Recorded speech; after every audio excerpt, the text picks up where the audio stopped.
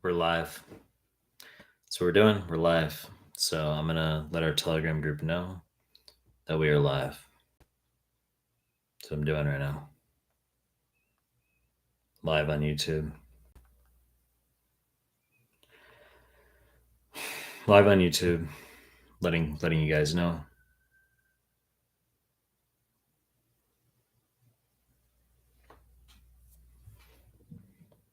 What's going on, Sabi? Good to see you. Yeah, I'm just letting our Telegram group know. What's going on, guys? What are you guys up to? What are you guys up to? What are you guys up to?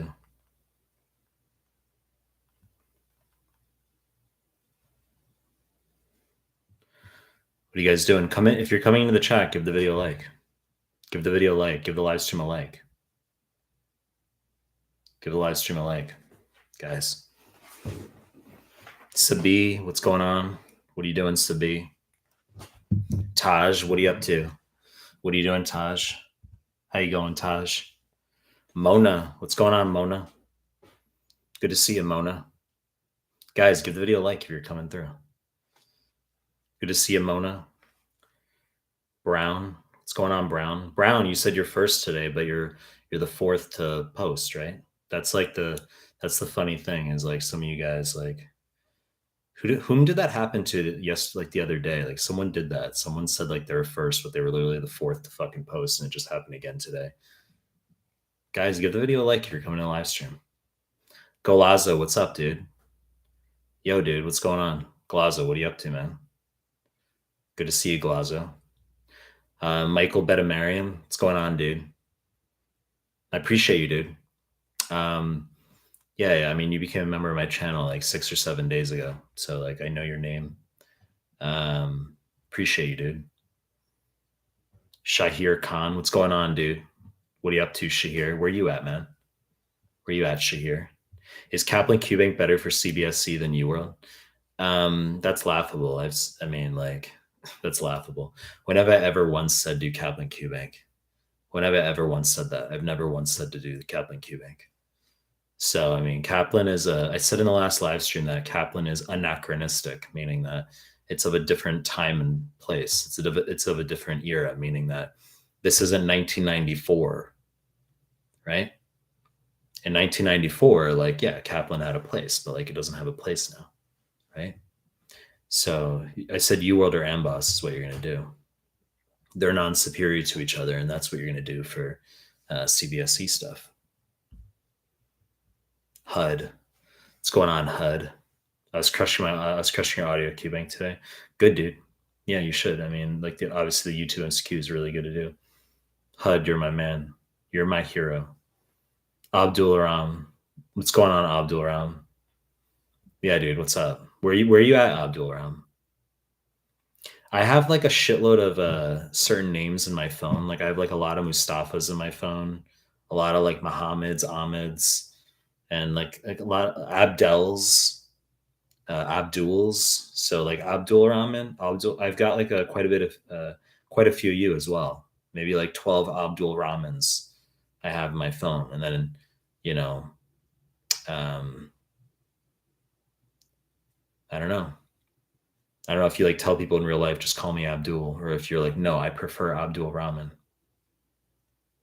HUD, dude, I love you. Cigar Patel, hey Mike, what's going on, Cigar? What are you up to? Brown, what's going on, dude? Hi Mike, is it better to do my incorrects before getting into the NBMEs? No, I said this. Don't do that. You don't want to do that. No. You're going to finish UWorld or Amboss. You're going to go straight into the NBMEs for step one.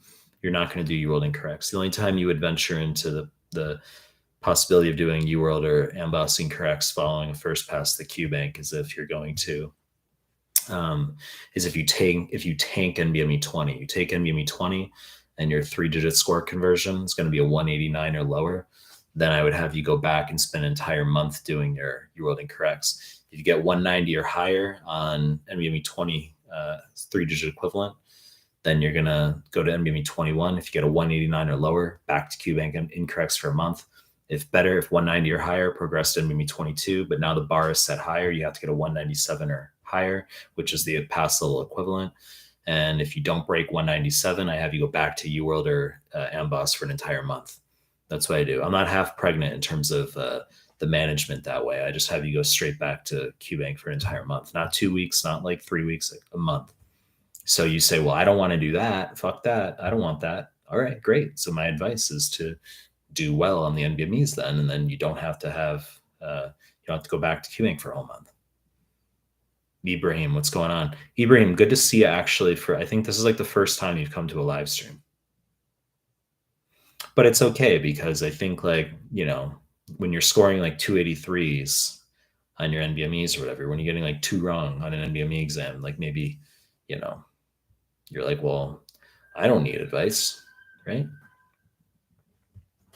Considering you learned English like 3 years ago and you're getting like 283s, you're getting like 2 wrong in an NBME exam. I mean, that's like pretty good, right?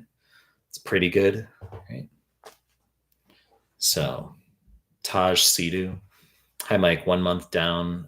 What should be my perfect plan for step 1 month out? I mean, yeah, I've talked about the 1 month out plan lots of times. Guys, if you're coming to live stream, give the video a like. Give the video a like, all right? So if you're 1 month out, I mean, it should basically just be NBMEs 20 through 24, free 120, then 25 through 31. That's what you're going to be doing.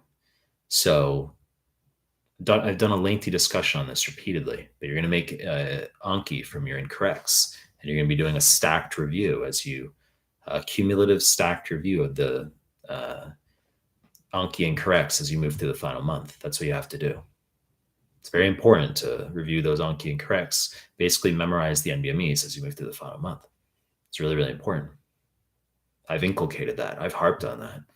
Okay. I mean, if you're spending the final month doing anything other than pretty much just memorize the NBMEs, you're not adequately consolidating onto the USMLE. Okay. So that's got to be your focus in the final month, a strong consolidation onto the NBME content. Goku Ha, good to see you back. Goku Ha, what's going on? Hi, Dr. Mehlman. After a failed attempt at Comlex, do you think I should take a week off to recover physically and mentally, then start studying? Yes. I think that was literally my advice. Like, if you asked that or someone else asked that, like, if you take a fail, you gotta, of course, you're gonna have to pick yourself back up and resume QBank / NBMEs, etc. But the notion that you wouldn't take any intermission, that you can regroup yourself, yes, take a week off. Otherwise you're just going to burn out, right? We have different thresholds for burnout, but I could imagine not having any time off after a fail like that. So I'd get wasted or something. That's what I would do, right? Isn't that just like the simple solution? Just get wasted. That's what you could do. The 129 man ×2 says, hey, Dr. Mike, love your stuff. What UWorld percentage do you recommend giving your first NBME exam? I've said I don't give a fuck what your UWorld percentages are, because regardless as to whether you're getting like 38% and you're like, FML, fuck my life, or whether you're getting like, 82% and you're acing things, I don't give a fuck, because it doesn't change our management. We're still going to have you go through the rest of UWorld. We're still going to have you do the PDFs, the YouTube MCQs to improve your scores. And I don't want you touching an NBME until you finish UWorld. That's the point. So there's no like first percentage you have to have taken NBME. Even if you finish UWorld, you're getting like 46% in the QBank, and I know you're failing, I'll still have you sit NBME 20. It's not, which is offline, of course. It's not like we have like 3 NBMEs to use. Like, we have copious NBMEs. So I'll have you do NBME 20. You tank it, you'll get your 171 or whatever it is. And then I'm like, exactly. So we have an objective data point now, nothing speculative. Like, you took NBME 20, you got a 171 equivalent, you got like 100 wrong, whatever the fuck it is.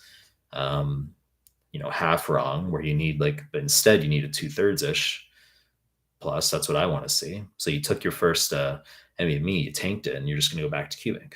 That's what you're going to do. Under 189 or lower, you go back to QBank. I've said that.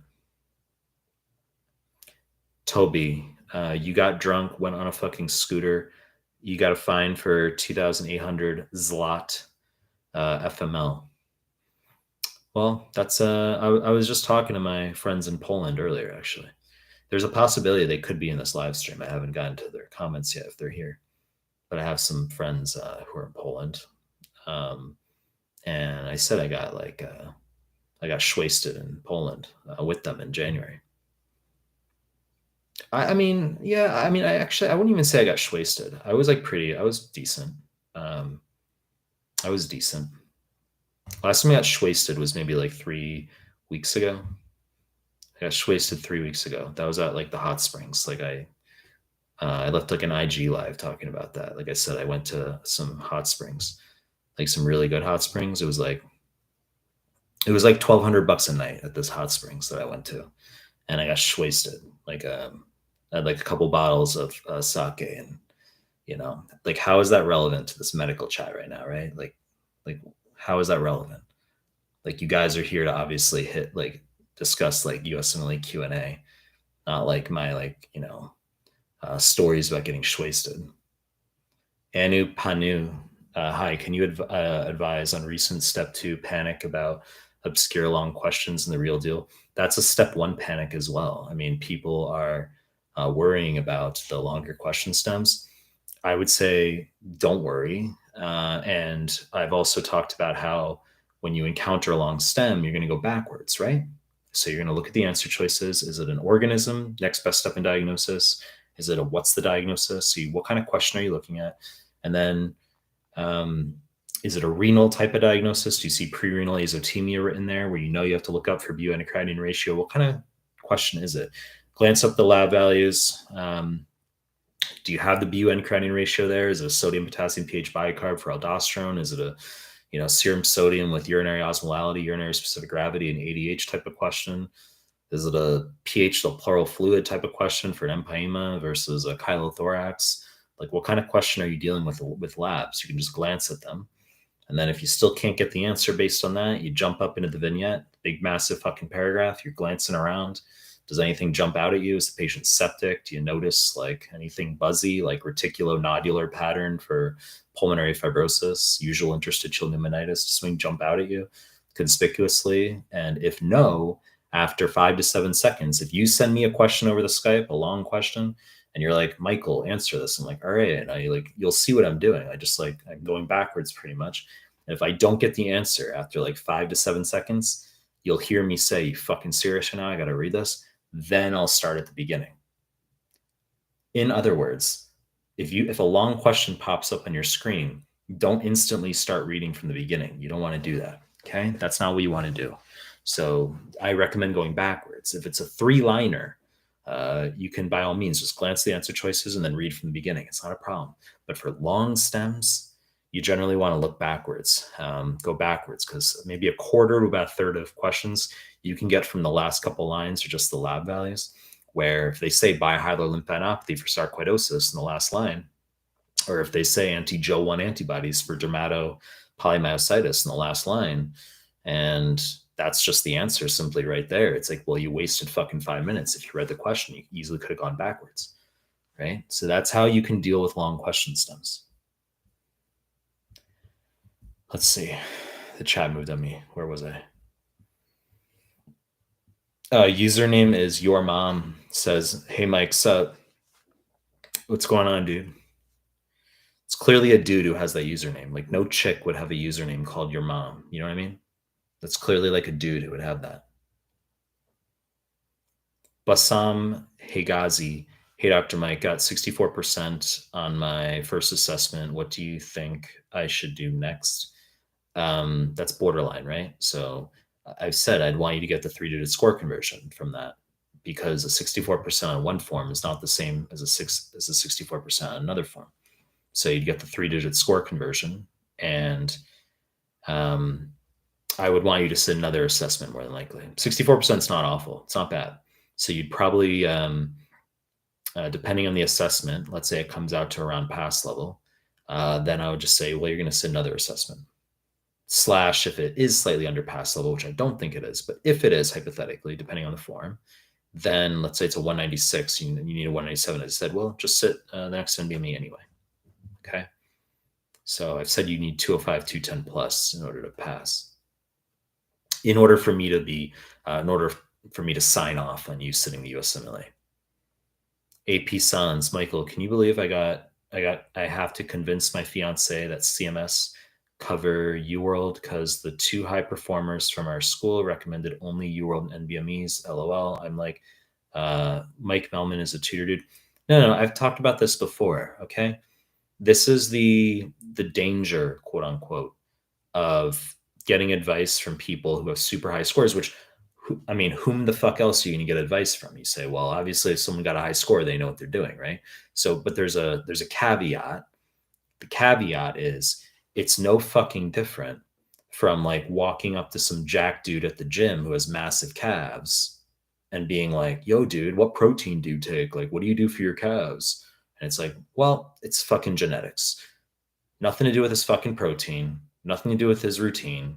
It's just genetics. Some people can just score higher on tests. In other words, you get someone who got like a 271 who didn't do the CMS forms. Maybe they only did UWorld and the NBMEs, and he or she happens to be a gifted test taker. However, his or her advice not to do the CMS form, saying, oh, I didn't do that, you don't need to worry about it. It's not good advice, because had he or she actually done all the CMS forms twice, rather than a 271, maybe he or she would have had a 279. Okay, that's the thing. That's the caveat. You're like, well, I know someone who got a 264 who only did UWorld and the NBMEs. It's like, cool. If that same fucking person did the CMS forms twice, like I've inculcated, he or she could have had a 274 rather than a 264, right? That's the caveat. When you take advice from people who score well, but they don't necessarily know what they're doing, it's just genetics. It's what it is. If you don't do the CMS forms twice for 2CK, it's an audacious fucking move, and it's a bad fucking move. Objectively and subjectively, it's a bad fucking move. Objectively, because it's the real USMLE. So to not do those questions, I mean, you have to carry like a certain degree of audacity to forgo doing that material.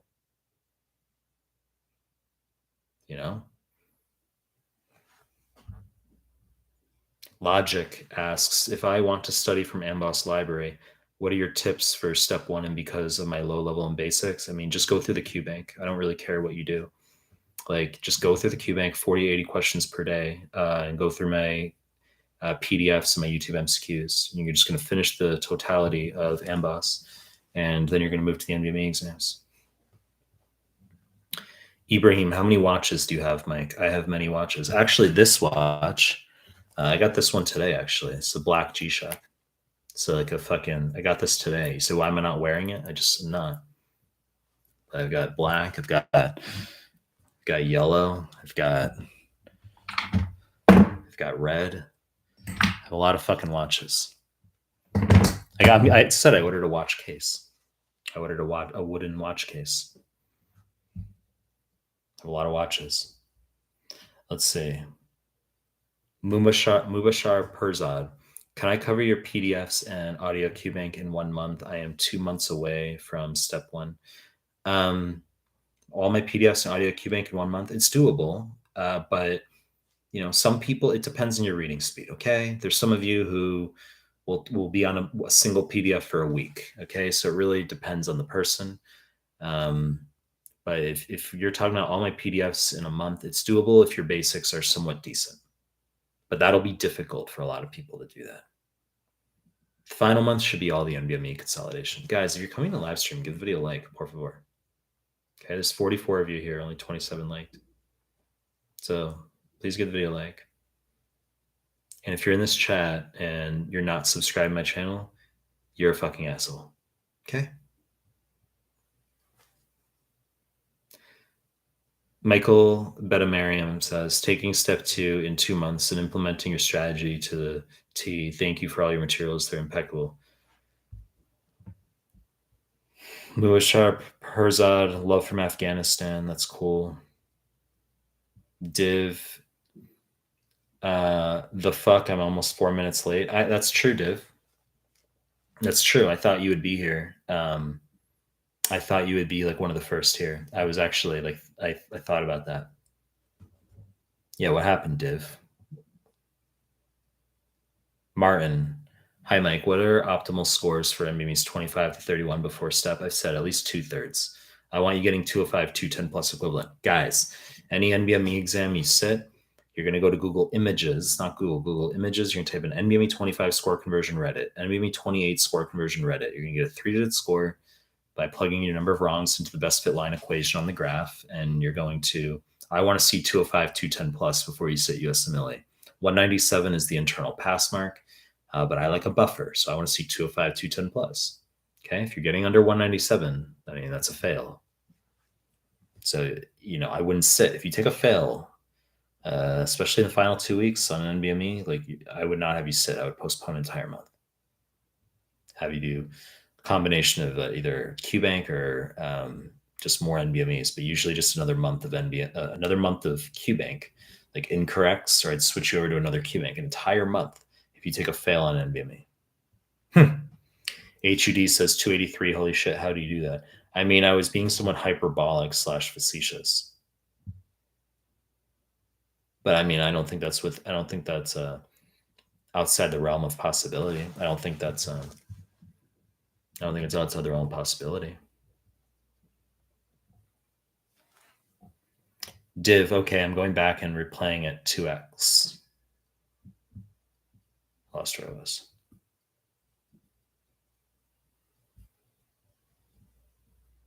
Here. Ahmed, people on Reddit, here we go. People on Reddit say memorizing NBMEs in final month, how no one has time to do that. Any response? I mean, it's top tier cuckness. That's my response. I mean, I don't give a fuck what people do, right? I'm not in the business of trying to convince anyone of jack fucking shit, right? I put the advice out there, and then people can say, I don't like that dude. I don't like how he comes off, or he doesn't have enough social proof for me to take on board that advice. And that's okay. That's how it works. Okay. If you have 160,000 subscribers rather than 16, then people might say, oh, okay, maybe I can't ignore. It's okay. Ignore my fucking advice. I'm happy. I want you to ignore my fucking advice. And then people who do take my advice, who perform well, okay. And then that's how things are going to perpetuate over time, right? That's how things grow. So I think people are in the business of saying no. I think people don't want to put in the work. I think people are looking for shortcuts. I think people can just be, disputatious by disposition to views or advices that they haven't seen prior. That's how some people are. As I said, it's something I give a fuck about. Mukul Demon. Is learning your high yield PDF same as learning NBME exams? It's not. My PDFs are obviously ACE, and I've said they're based on the NBME exams, but it's not the same as doing the NBME exams. You have to do everything. All the NBMEs, you're going to do my PDFs, you're going to do my YouTube MSQs, you're going to do QBank. Nav M. Hey, Dr. Mike, what's your recommendation for going through your high yield PDFs? Should we just be reading and highlighting the points, making flashcards, and how many times should we go over them? Thank you. I've said to do the PDFs alongside QBank. So you're going to do 40 questions in the morning, 4 blocks of 10 untimed tutor random in QBank, UWorld, or Amboss. They're non-superior to each other. You can choose either.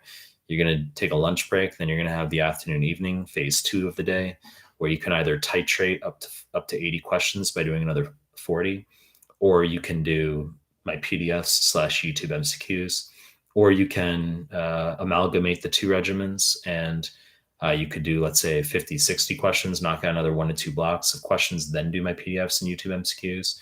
So you have a variety of permutations in the ways in which you can approach going through my PDFs, but I still want you to do those alongside QBank, not before QBank, not to prepare yourself for QBank, right? You're not going to sit in your room for a month, read PDFs before starting QBank. So I want you doing them alongside QBank.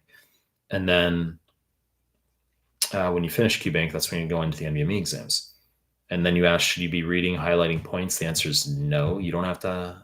annotate. You don't have to make Anki cards. You don't have to do any of that. I've said that. Some people really want to do that. Some people want to make Anki cards. Some people want to highlight and annotate and all that stuff. That's fine. You can do that. I just personally I don't think you need to do that. And how many times should you go over them? The answer is at least once, right? It's like reading FA back in the day. Like back in the day, I read FA 3 times, but when it was numerical step 1. But some people will read my PDFs 3 times and they're still not going to remember, the information that well. So you have to at least just try one pass the PDFs. Ibrahim says, is another question, how hard is p-value? Yeah, that's like the inside joke is that Ibrahim had asked about p-value in the Telegram group since a year ago, maybe. He wanted me to make a YouTube question on p-values. He's just make an MCQ on p-values, and I was like, no. I was like, I don't want to talk about p-values. And then he requested it again 3 months later. And I was like, you have this thing about p-values, right? Because it's you can get ultra fucking high scores. You can get 272 or whatever on your practice NVMe. So clearly you're not struggling. Clearly you're not not bright. But I mean, you're still harping on how you want me to make a video on p-values. No fucking interest. That's the thing. I could. No interest. Right?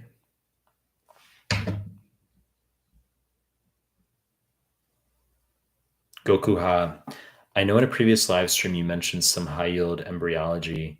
Could you please briefly mention them again? Sure. I mean, I said you got to know the 3rd and 4th pharyngeal pouches, right? So the 3rd pouch is going to be the thymus, the 2 inferior parathyroids. 4th pouch will be superior parathyroids, obviously. That's DeGeorge syndrome. If you talk about the combination of the 2, the agenesis, right?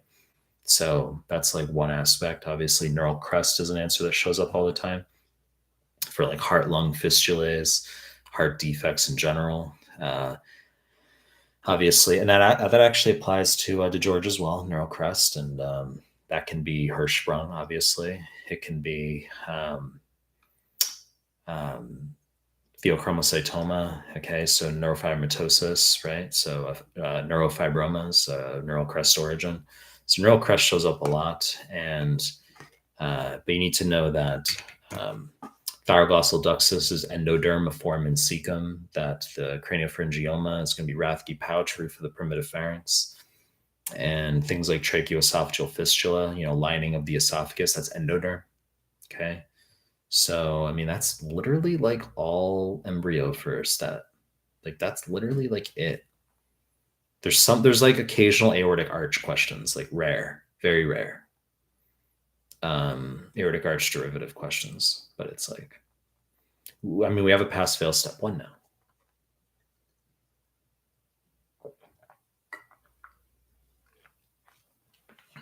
That was stuff we memorized back in the day when we had a numerical step 1. You sit in your room and you're memorizing the aortic arch derivatives. Now, what's your incentive to do that? Right? Why would you do that when it's a pass fail step 1? Guys, for coming to the live stream, please give the video a like. Really appreciate it. Tahara McPherson says, my Caribbean med school is having us take comp in about a month. What do you suggest? As many UWorld as I can, or take NBME, test every week and review it. Yeah, I mean, discussion of this is just clockwork. Okay, it's sitting down with you. Because the thing is, obviously, we want to do NBMEs in the final month leading up to your comp/CBSE, same as we would prepare you for step 1. But if your scores are tragic, as far as if I were to have you sit NBME 20 and you bomb it, I wouldn't even have you waste the NBMEs leading up to your comp, because some schools allow you to take comp more than once. And it's not that I want you to fail comp. It's that if it's your first attempt at comp, it's not a big deal. You're well, I'm what happens if you don't pass? Is everything gonna be okay with med school? You're yeah, it's fine. I would just have to sit it again in 2 months or something. I would just be look, you get a fucking 181 on an NBME exam. I'm not having you waste the fucking other NBMEs and just fail all of them. I don't want you doing that. So I would have you do QBank for a month, basically leading up to the comp. And then we just sort of wing it and we say, hopefully QBank actually got you above pass level. Maybe it's possible. And then maybe you don't pass comp, you sit it again, in 2 more months, but you're going to eventually do the NBMEs to get there. If it's a scenario, however, where your school says, no, fuck you, you already tried comp like 3 times and this is your 4th attempt, you have to sit at X date or you're going to be kicked out of med school. Like, you can't move the exam. It's your final attempt that you have to fucking sit it. That's it. I would go nuclear and I would have you burn through all the NBME exams. As I said, I don't want you to do that, but I've had students like that where, as I just said, they'll say, it's my final comp attempt. I can't move it. I have to sit at X date. And I just say, we're going nuclear. We're going to go through, we're going to burn through 20 through 31 and free 120. And, because if you don't pass comp, there is no staying in med school. So we'll deal with the fact that we burn through all the NBME exams later. So you pass comp. And then now that you got to deal with step 1, it's like, well, now you're actually ready to sit step 1. Now we just got to review the NBME exams you already did. Maybe we could have you sit NBME 19 as another predictor offline. Could have you sit UWSA at that point. And then we just go for it. That's kind of what it is. Hassan Asif, Mike, please give tips about microbiology. I've said my high-yield dermatology PDF is loaded with my high-yield dermatology loaded with micro. My PowerPoints on the YouTube loaded with micro, and in addition to my YouTube MCQs that are micro. So I have like 45-minute PowerPoints on micro on my YouTube. Okay, PowerPoints, 45 minutes, have nothing to do with the YouTube MCQs. Tahu Blad, free and pharmacology, you asked. Well, pharmacology, I have a massive playlist on my YouTube, don't I? I've got pharm modules. So I've got the YouTube MCQs. I've got the pharm modules. I've got PharmAnki, right? Those are paid, but the modules are free. The YouTube MCQs are free, and they're excellent. Tahu Blad, hey, a free 120, 78%. That's a good score. Am I ready to sit in 5 days? You are, but I would still want you to sit an NBME exam. I don't know why. I mean, do you not have NBME scores? So you need to be performing 205, 210 plus equivalent on the NBMEs. But 78% is high. Gokuha, 3 months from the retake complex. It's a long time. I am weak in GI or respiratory cardiology. You recommend finish those PDF content review, then hitting questions, right? I would do them alongside. As I said, I would just have you on QBank right away. You're going to be doing 40 in the morning. Then you're going to be doing 40 in the morning, followed by lunch, and then you're going to have your PDF / YouTube MCQ review later. That's what you're going to be doing. So I don't want you doing the PDFs first. I've said that. I don't want you doing the PDFs first. I want you doing the PDFs concurrent to QBank. That's what I want. Ibrahim, I think I know the concept. The length is nothing. If I don't know the concept, 2 lines, the Q's is so long, LOL. If I know the concept, length is nothing. If I know the concept, 2 lines, Q's length is LOL. What are you saying, Ibrahim? What are we saying right now? What are we saying?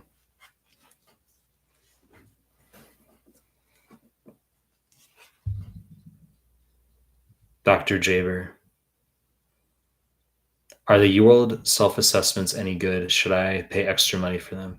I said I don't typically incorporate UWorld self-assessments into people's schedules. I said I don't do that. The only time I really look at UWSA is if people have exhausted all the NBMEs first. That's when I tend to maybe have a student sit a UWSA. Gokuha, by any chance, do you have written description of the audio QBanks? No.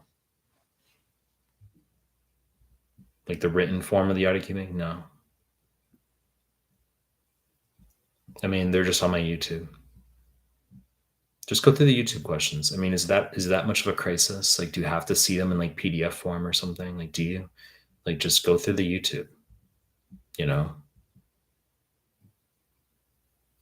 Nardos Ymer. Hey, Mike, I did NBME 25 to 31 and all 60, and they're all in the 68 to 79% range. That's good. But I can't be confident enough to get step 1 exam in 2 weeks. I'm left with free 120, which I'm going to take on. Well, you're going to do 20 through 24 as well. That's what you're going to do. You didn't do 20 through 24, Nardos. But your 68 to 79 range is good. But convert those to 3-digit scores regardless. I want you to get the 3-digit scores. I want 205, 210 plus in those. But those are good scores, 68 to 79. Nokia. Let's see, I lost it.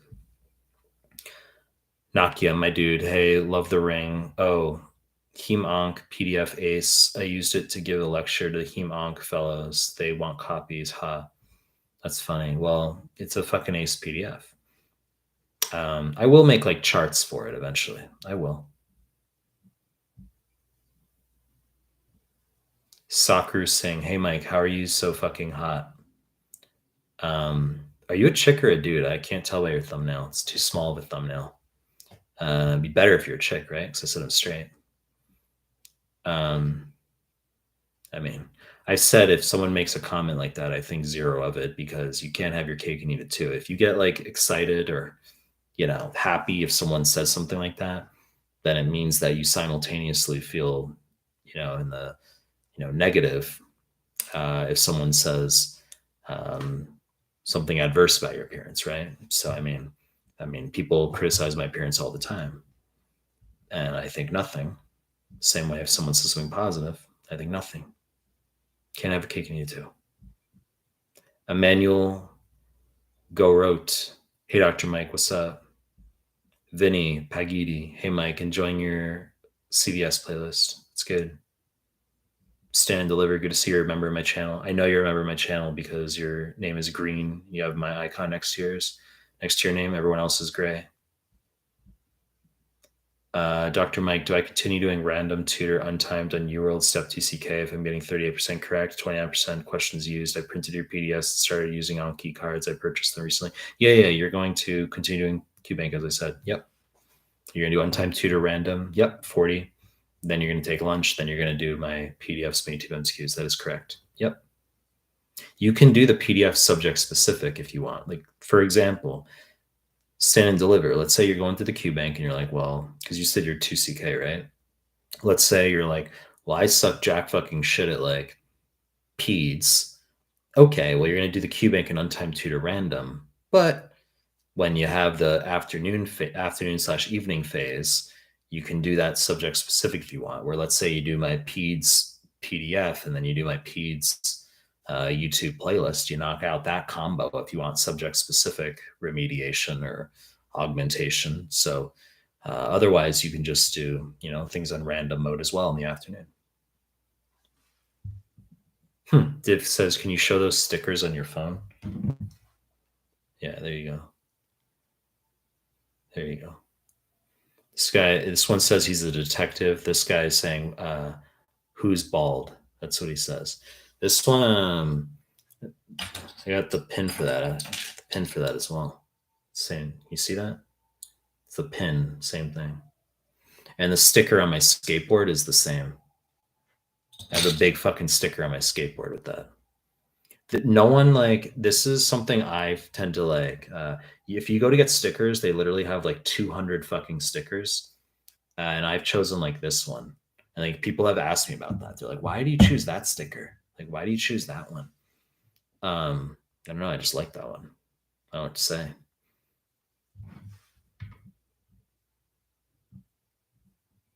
Sacred Scout. "Hey Doc, would you approve of Andrew Huberman's sleep cocktail or add something? I feel like that it doesn't help me that much." I haven't delved into Andrew Huberman's sleep cocktail, whether he recommends melatonin or whatever it is.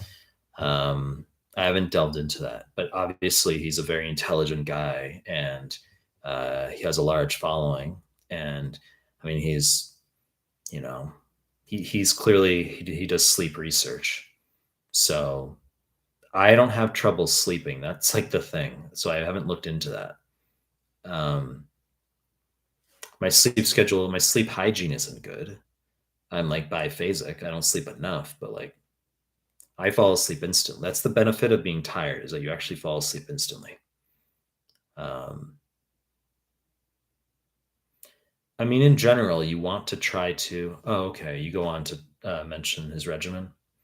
But in general, I recommend not needing substances to fall asleep if at all possible, even if it's like something very subtle. Like, even if you say, "Oh, I'm going to have like," you take like a 1920s approach and you're like, "I'm going to have like a tiny teaspoon of brandy or something in like my tea," right? Like you have a chamomile tea with like a teaspoon of brandy. Like even if it's anything in general, you should try not to be dependent on those things. Let's see, myo-inositol. Also, when falling asleep and waking up again, theanine. When falling asleep, magnesium, threonate. I honestly, dude, like, I have not seen that combination in relation to like, I mean, I don't know if that's speculative. There's actually like research on that. I'm not a sleep fucking doctor. That's the thing, right? So, and Andrew Huberman's obviously an expert on sleep. But I would just check the literature on that. That's what I would do. I would first check ChatGPT and I would say, like, do you know any literature on like what are these proven for sleep? And is there any literature that says that this stuff is proven for sleep? And I would say, where's the literature? And I think it's only updated through 2021 that you can see if there's new literature, like 2022, 2023. But you could push it to see if there's literature on it. Then you read the literature yourself. That's what I would do. Guys, give the video a like if you're in here. Yeah, I haven't given a like yet. Faz, hi Dr. Mike. What equations do you recommend we write on the cheat sheet on test day for step 1? I don't. Like the notion of going in there and having like the laminated sheet where you're going to write like equations like for biostats or whatever it is. If your knowledge base is so tenuous where you feel the need to do that, it says you're not ready to sit. That's my view. Okay. I mean, this isn't like an undergrad biochemistry exam that you're pulling an all-nighter for. So if your knowledge base is so tenuous that you feel the need to write equations out, formulae out on some sort of laminated cheat sheet, you're not ready to sit. That's my view. It shouldn't be a consideration.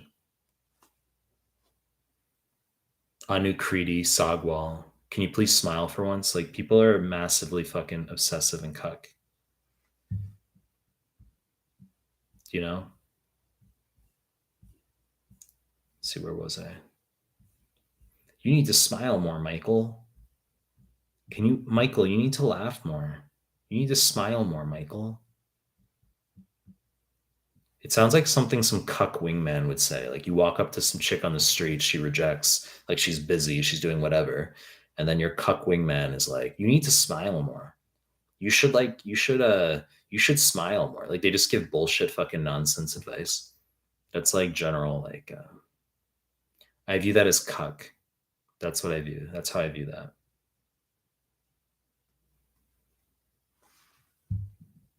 HUD, do you recommend any Q banks beyond USMLE RX, UWorld, Amboss? The answer is no. UWorld or Amboss. You're going to choose one of them. WPDOLP. Hey, Dr. Mike, past step 1, thank you. How much time is okay to take a break before studying for step 2? Approximate preparation time? Well, how much time is okay to take a break before studying? Well, I mean, you could take a week off after step 1, right? But I mean, for step 1, I would give 3 months to study. For step 2, I'd give 4 months to study. Neha Seth, what would be the last moment tips for step 2 CK exam in 2 weeks? You got to make sure you know NBMEs 6 through 14. I would do all those exams in Free 120. Make sure you know all that stuff. AP Sans also, I did NBME 10 in March and failed 185. Then I took my CCSE proctored comp and got a 223 question. Should I do NBME 10 again? You could as a review, but you're not going to care what your score is because you've clearly sat it. So you could do NBME 10 again as review, but then you're going to do 6 through 9, right? You'll do 6 through 8 for 120, 9, then 11 through 14. So if you take NBME 10 again, you get like an 80%. Well, it doesn't mean anything because you sat it, but you can do it as review, right? Which could boost your scores on the ones you haven't done. Tahara McPherson, if we don't pass the first attempt, we can sit again. The problem is they have forced us to take 2 NBME forms already, 25 and 26, and we will have to take one more before sitting comp. Fine. So just make sure that you're going to do well in those NBMEs. You know, that's occasionally there's nuances that have to be integrated as far as a school forces you to sit a certain NBME, or they're like, we have to sit NBME 31 or whatever. I mean, sometimes schools have you do that. And then I just change up your schedule accordingly based on that. Ahmed, is your virus PDF enough for virology for STEP? I mean, it's a good PDF. Like, it's a pass-fail step 1 now. It's not numerical, so it's a good PDF. But I would say also just go through my YouTube MCQs for micro. That's what I would do. There's going to be a lot of like virology questions in there. That's what I would do. Raj Matthew, what's the ideal rotation? What's the ideal rotation for dating? Are you talking about like rotating with people you're dating, like a roster? Or are you talking about like which clinical rotation is ideal for trying to date? You have to expand on that, Raj Matthew. Muskin MGN. Please make charts for heme and endocrine PDFs as you did for GI, cardio, pulm, renal. They are so nice. Yep, I'll get there. I just have no interest right now. I don't want to do that right now, but I will. I'll get there. Riham Hame. How do you convert your NBME percentage scores to 3 number scores? I fucking said already. You're going to go to Google Image and you're going to just type in NBME 20 score conversion Reddit, NBME 24 score conversion Reddit, and you're going to get your 3-digit conversion graphs. Okay. You plug your number of wrongs into X, and Y is your 3-digit score. Mohammed Sharik. I took the NBME 25 as a pre-evaluation of whether I should go ahead with USMLE Journey. I got 50% on it, and on it, you think I can make it better with QBank, USMLE RX, and high yield PDF? Why not UWorld or Ambos?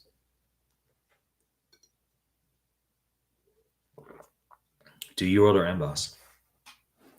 Like, fuck RX at this point. Like, why? I mean, what's the evidence that RX is like up to date on stuff? Like, I don't like, I'm not convinced of that evidence being anywhere. Tahu Blad, would you say it is important to memorize equations for step 1, such as pharm and physiology questions? No, it's not. Not for the pass-fail step 1. I have a high yield equations PDF on my site. I do, but it's not like critical anymore.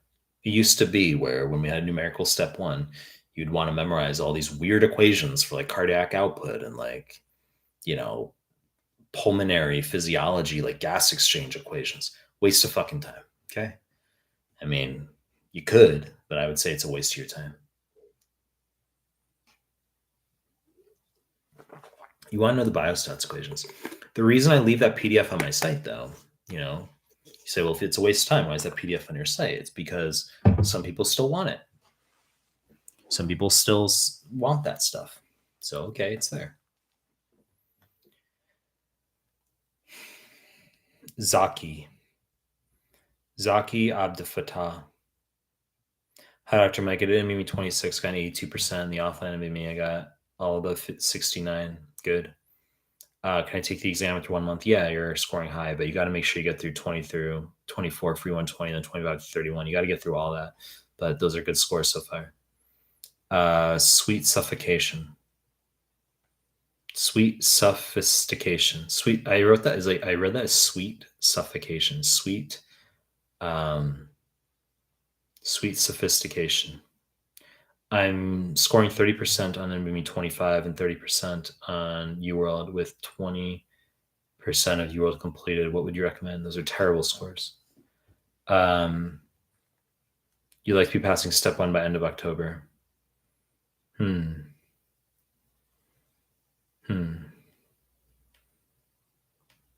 August, September, October, maybe 4 months. So it's doable, but you got to get through UWorld first. You just got to go through the rest of UWorld. You're going to end up taking NVMe 20, 21 when you finish. And if you tank them, you're just going to go back through all UWorld incorrects, or you'll do MBOS. But probably what's going to happen is you're going to finish all of UWorld. That's what I want you to do. And then I want you to take 2021, as I said, see how you go. If you do well in them, you can just continue through the NVMEs. If you get a 189 or lower on 2021, I want you going back through all your UWorld incorrects. That's how I want you to do. Guys, for coming to the live stream, give the video a like. Appreciate it. If you're not subbed to my channel, sub to my channel, right? WPDOLP. Hey, Mike, you really helped me for step one. Thank you so much. Took a break after step one. Now finding it difficult to continue to study for step two. Any advice? Yeah, I mean, I said do blocks of 10. You got to knock out blocks of 10. That forces the quota much more easily. I felt that way for step 2 UWorld. Like I hated going through step 2 UWorld. I found it so boring, but I did blocks of 10 and that's how I chopped it out. You know, you had to force it. I had to force it. So sometimes you got to just do that. Especially hard that it's summer. Like I can empathize with that, you know, like I don't want to be sitting inside working on fucking PDFs. And so like it's I understand you wouldn't want to be like studying for step 2, like doing like UWorld MBOS over the summer or something, but it's like you got to do that. Find myself, Mike, your private tutoring fees are high, which is understandable, but have you even ever considered in groups of 5-10 students tutoring classes? It would make more affordable and keep more students. Well, you haven't fucking asked me. I mean, the thing is, you know, if people want to pick up sessions and they split the cost that way, that's fine. You're paying for the time, right? You're paying for the time. That's what you're paying for. But bear in mind that like the greatest value is the fact that my insights with regard to your specific situation and how I can drive up your score, like custom to each student, that's where the value comes from. That far exceeds the actual just like don't get me wrong, obviously all the high yield concepts that I teach and I drive into students, I know what to teach them without wasting their fucking time, right? That's obviously true. But if you were to meet me for the first time and you're with like 9 other students, like wouldn't you want like a custom plan where day by day you know exactly what you need to do, exactly what you need to cover? Like having that plan is very fucking ace. Where you go to some other fucking cuck tutor where maybe they scored well but they don't know what they're doing. I used the calves analogy earlier at the gym, you know, and so that plan is key, at least initially. But classes, yeah, I mean, if people want to, I've taught people, multiple people at the same time before. I've done that. You know, I think one-on-one is better. I think custom is better. That's my view. I think you will be happier if you're getting custom.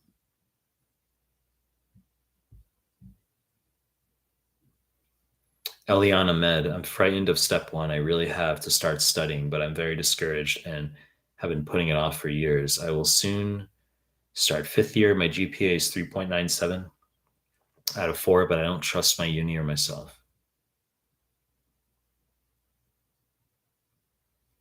I honestly don't know. You continue. I honestly don't know what to do or what's scaring me. I also didn't know whom to ask.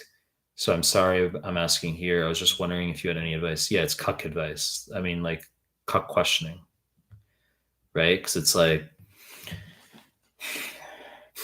you're a chick, so it's not a big deal, you know? But if a dude asks this question, I'd fucking like rip into him. Because it's like, you know, you come on here and you're like, you know, my GPA is 3.97 out of 4. Oh my God. But I'm worried. You know, you're obviously acing what you need to do. So if you're acing what you need to do, why are we worried? Right? Why are we worried? So I would say you gotta just objectively start studying, and you gotta not be emotional about things. And you have to recognize that the psychologic strength of not being perturbed while you move through the study process, that's important. That's equally as important as your growth in knowledge. You're going to learn a lot, but you have to be able to, you know, have psychologic stability and growth as well.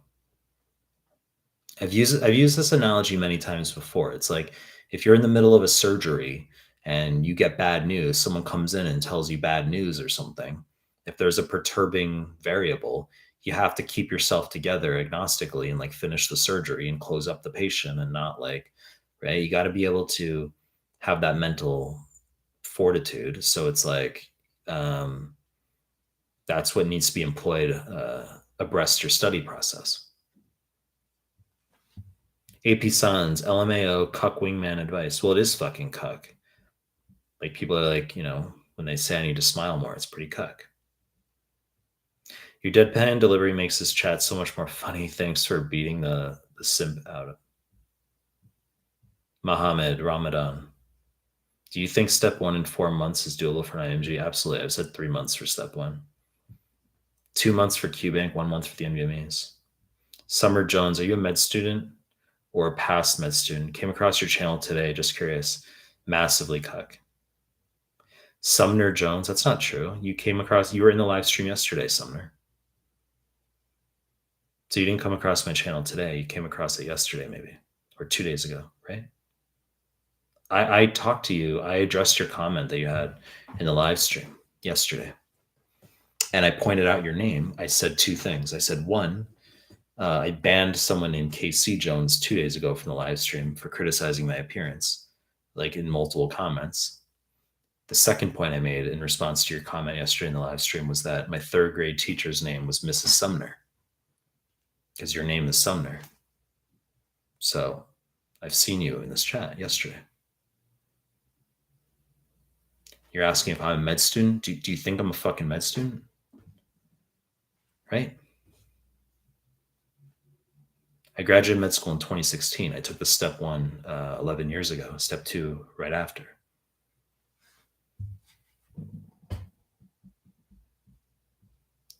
Leon Jaber. Hi, Dr. Mike. I have poor basics. I know that you said to start UWorld regardless. So I did, but I learned a lot of new info, and I don't know how I'm going to remember all of it. Do I just do 40 questions a day, Anki, question mark? I've said you don't have to make Anki or annotate from QBank. Okay, you're just going to go through.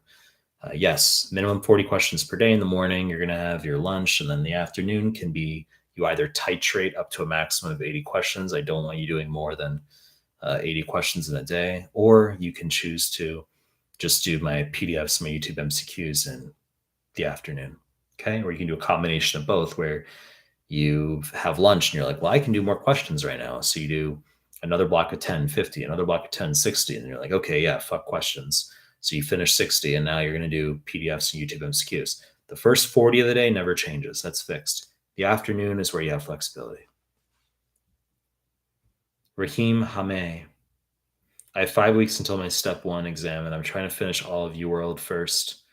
But do you recommend also doing NBMEs while doing UWorld? Hell no. You're never gonna do UWorld and NBMEs at the same time. Terrible fucking idea. So, and the other thing is, if you're 5 weeks till your step 1, I mean, you need to be all just completely on the NBMEs during the final month. You say you're only 30% done with UWorld and you're totaling 65% correct. 65% is not bad. That's actually pretty good. But I don't like that you're only 30% through. I don't know why you haven't finished more. But what you can do is starting if you're 5 weeks out. So let's say you're, I don't know. So we're talking August, like in the first 10 days of August, first third of August is your exam. You need to pretty much be starting the NBMEs like now, basically. You could sit NBME 20 and 21, see how you go on those. I talked about this already, repeatedly in this live stream. But you're going to sit NBMEs 2021, and if you break 190 on those, then you can progress to the other NBMEs. If you get 189 or shittier, you got to continue, you got to postpone, and you got to do another month of QBank.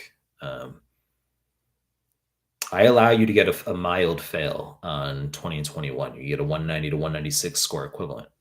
But for 22 upward, you got to get a 197, which is the pass mark equivalent. That's what I want to see.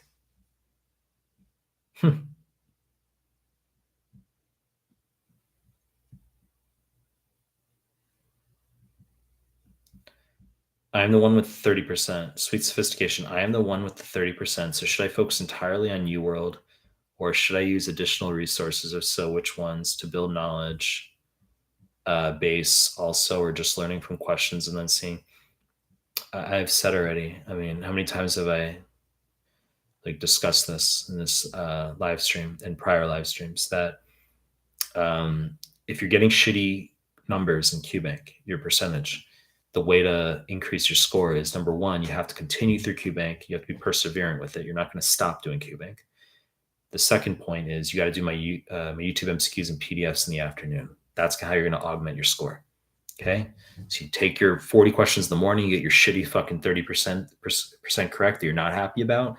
Then the afternoon, you're going to do my PDFs, my YouTube MCQs, and that's how you're going to augment your scores, so that the next day when you do your 40 questions in the morning, maybe you can get a percentage point higher, right? These things are going to be slow growing. Ruth Sendy Edmond. I'm stuck at 160 3-digit equivalent in my step 1 NBMEs. Already did a first pass at UWorld. It was chaotic. Did some boards and beyond. Almost done with Pathoma. Almost done with Sketchy Micro. I did your review, high yield arrows. And then you don't have any other comments after that. Massively cuck. Massively cuck. I mean, no shit, you're stuck in the 160s because you're doing the resources that aren't going to help you. You did my high yield arrows. That's cool. I bet you didn't actually do it. I could ask you questions from my high yield arrows, and you're going to miss questions in arrows. That's frequent. Like students will be like, "Oh, I did your high yield arrows." I'm like, "Really? Okay." And then I ask them like a basic question about aldosterone. They like don't know the arrows. I'm like, that's how the PDF starts off, literally. High aldosterone, what are the arrows? Low aldosterone, what are the arrows? Right? Rather than doing fucking Pathoma, boards and beyond, and Sketchy, I have an idea. How about you actually do my PDFs, my YouTube MCQs? Holy shit. This isn't rocket science. Okay? You have to do the right resources. You say that you're stuck in the 160s. I mean, that makes sense. You have to do the right resources. Sweet sophistication. It's been 3 years since I did basic sciences. I did well, but I've been far removed from the material, so I don't know if I should fill knowledge gaps or focus on questions primarily. I've said you're just going to start with questions. The notion of like doing some sort of like preparatory reading period prior to questions, I don't like that. I just want you to start on questions. Paul S. Yo, Mike, I just took free 120 and scored 73%, 80% on the old and 73, 80% on new and old respectively. Step 1 is in 1 week. I've been doing PDFs and Amboss wrong marked. What else should I do? Your step 1 is in 1 week. You need to be doing NBMEs. Like, why are you on Amboss a week out from your fucking exam? Like, you must be new to my content. Like, it's not possible that. Good. I'm glad you love these live sessions, Paul. But like, you must be new to this live session stuff because I've inculcated to the point of exhaustion that you need to be doing the NBMEs the final month, and you're 1 week out talking about Amboss. It's laughable. Now, granted, 73 and 80% on the new and old respectively, those are good scores. So you might fortuitously luck out in the situation that, well, despite poor end game, not going through the NBMEs, not consolidating on the NBMEs, despite that poor end game, you can still pass easily, right?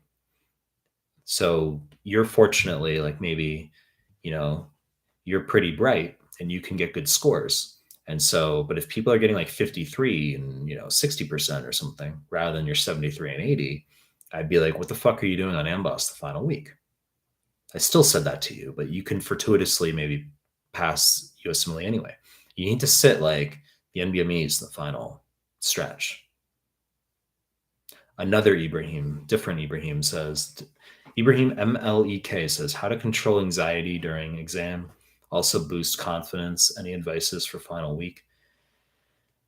I've said like you have to just handle it.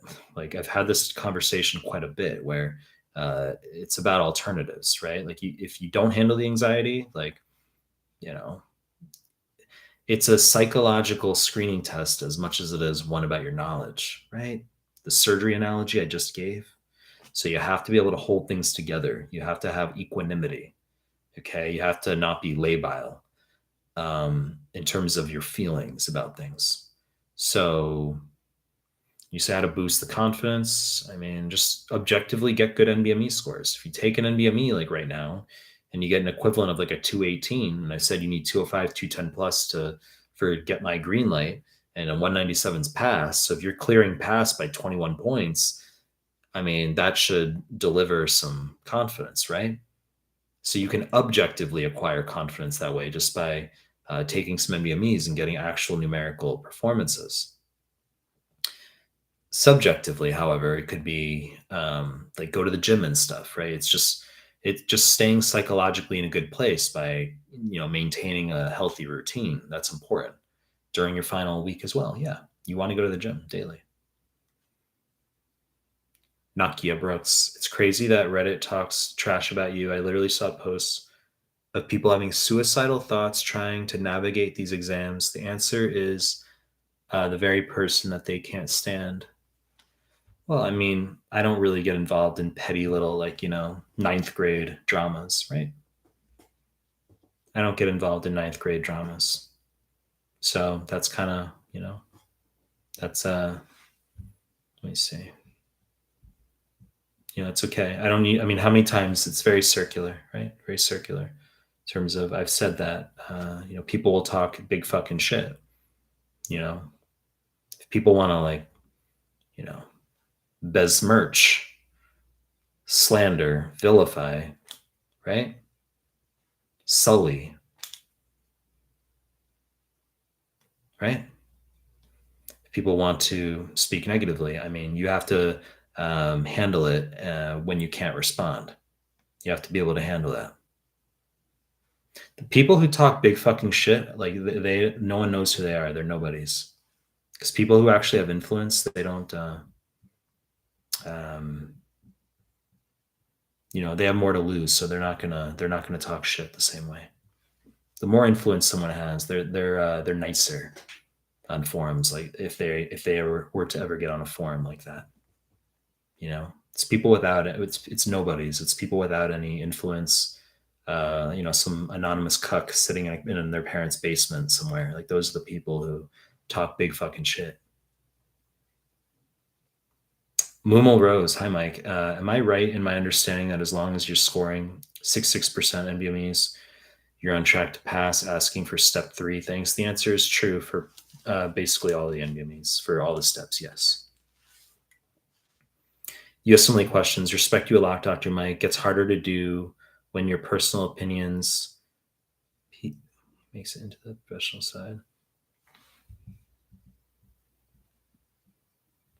Okay. Respect you a lot, Doctor. Sometimes I have to pre-read the comments to make sure it's not like respect you a lot, Dr. Mike. Gets harder to do when your personal opinion / PUA makes its way into the professional side, including comments and Telegram, picking up women for asking USMLE dots.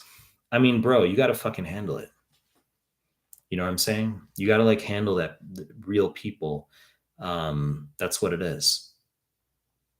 I can't be me. You can't hide behind a fucking stethoscope. Right? So, I mean, it's like, and I've said this before, I'm not trying to compare myself to Elon Musk, but, there's a reason why some people have an affinity for him, and it's because he's just a real person, more unfiltered. So people are going to have their negative judgments or their opinions about different things. That's okay. They can weed themselves out of my content. Best case scenario is someone is offended by me and has imposes his or her negative judgment on me and weeds him or herself out of my content. That is best case scenario. And he or she will score lower. That is the best case scenario. Peace. It's like karmic. You know what I'm saying? You got your fucking judgments. You don't like someone who, every fucking person, if you put every single person in the world, if you put all their fucking personal life on the internet, then everyone would have their fucking negative judgments about everyone's personal life. So, I mean, it's just a matter of like, everyone's got something or things in their lives that would receive slash incur large swaths of negative judgment.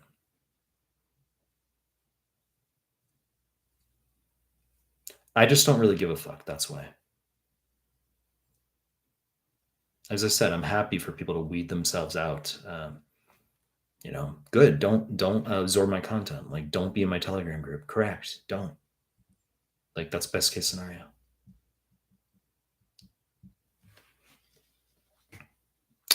Ethan Swazek. Hey Melman, big fan. What specialty do you find most interesting? I liked family medicine the most, and when I was in med school, I had an awesome family medicine rotation. USMLE questions. Please try keeping those two lives separate if possible, and telling your admins as well. Nobody is rude. Blah blah blah blah. Bro, you gotta fucking handle it.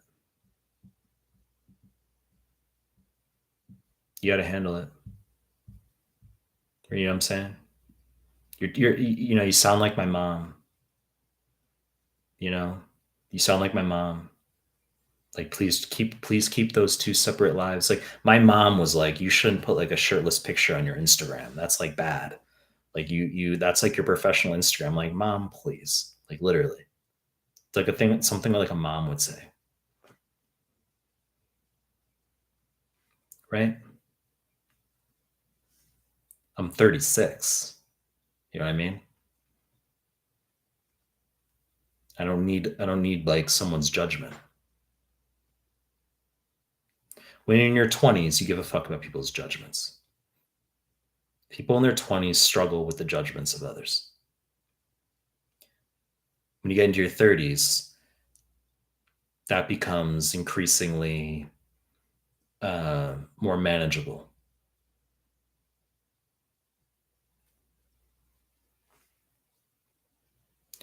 Doctor and Caffeine asks, that's a good username. I like that username. Excellent. Excellent username. What are your thoughts on Pathoma? I've said a lot that there's nothing wrong with doing it insofar as you go through my not just the QBank, eWorld, or Amboss, but my PDFs, my YouTube MCQs, and ultimately the NBME exams. I mean, it's nothing derogatory. It's just I've said that in my view, it's the resource equivalent of some mediocre YouTube clip that goes viral. Okay, occasionally it happens. Occasionally there's like someone in like India or Pakistan who makes a video holding up their first aid, and it gets like 270,000 views, and they have like 90,000 subs, and they have like 29 videos on YouTube.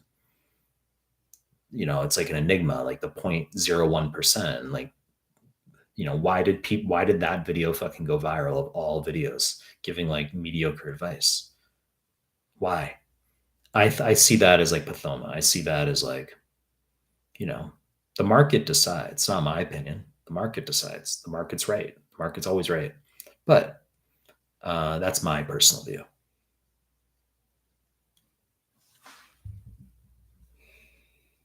Sweet sophistication. Can I disregard first aid and use your high yield cumulative PDF instead? Thank you for my high yield mixed reviews 1, 2, 3, 4. Yeah. But you're talking about like the cumulative nature of all my PDFs in place of first aid. I've said that. You just found my YouTube today and it's heaven sent. It's good news, sweet sophistication. How did you find it? Was it a recommended, was it like YouTube algorithm? Sweet sophistication? Was it a friend? How did you come across the YouTube? Guys, if you're new to the live stream, please give it a like. And sweet sophistication, you said you came across my YouTube. If you're not subbed to my channel, you should sub, right?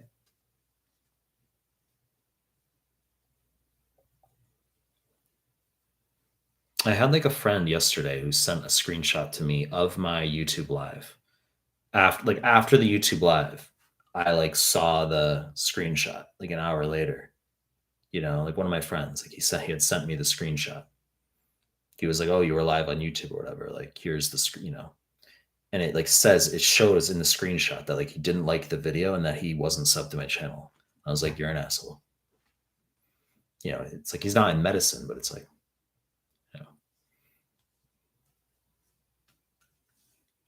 Demi3 on T says, is it okay to do RX as part of the first part of the tetrad? I know you said you were an amboss, non-superior to each other. I would do UWorld or Amboss. I wouldn't do USMLE. Sunny, holy shit, your biceps are fire. What's your biceps routine?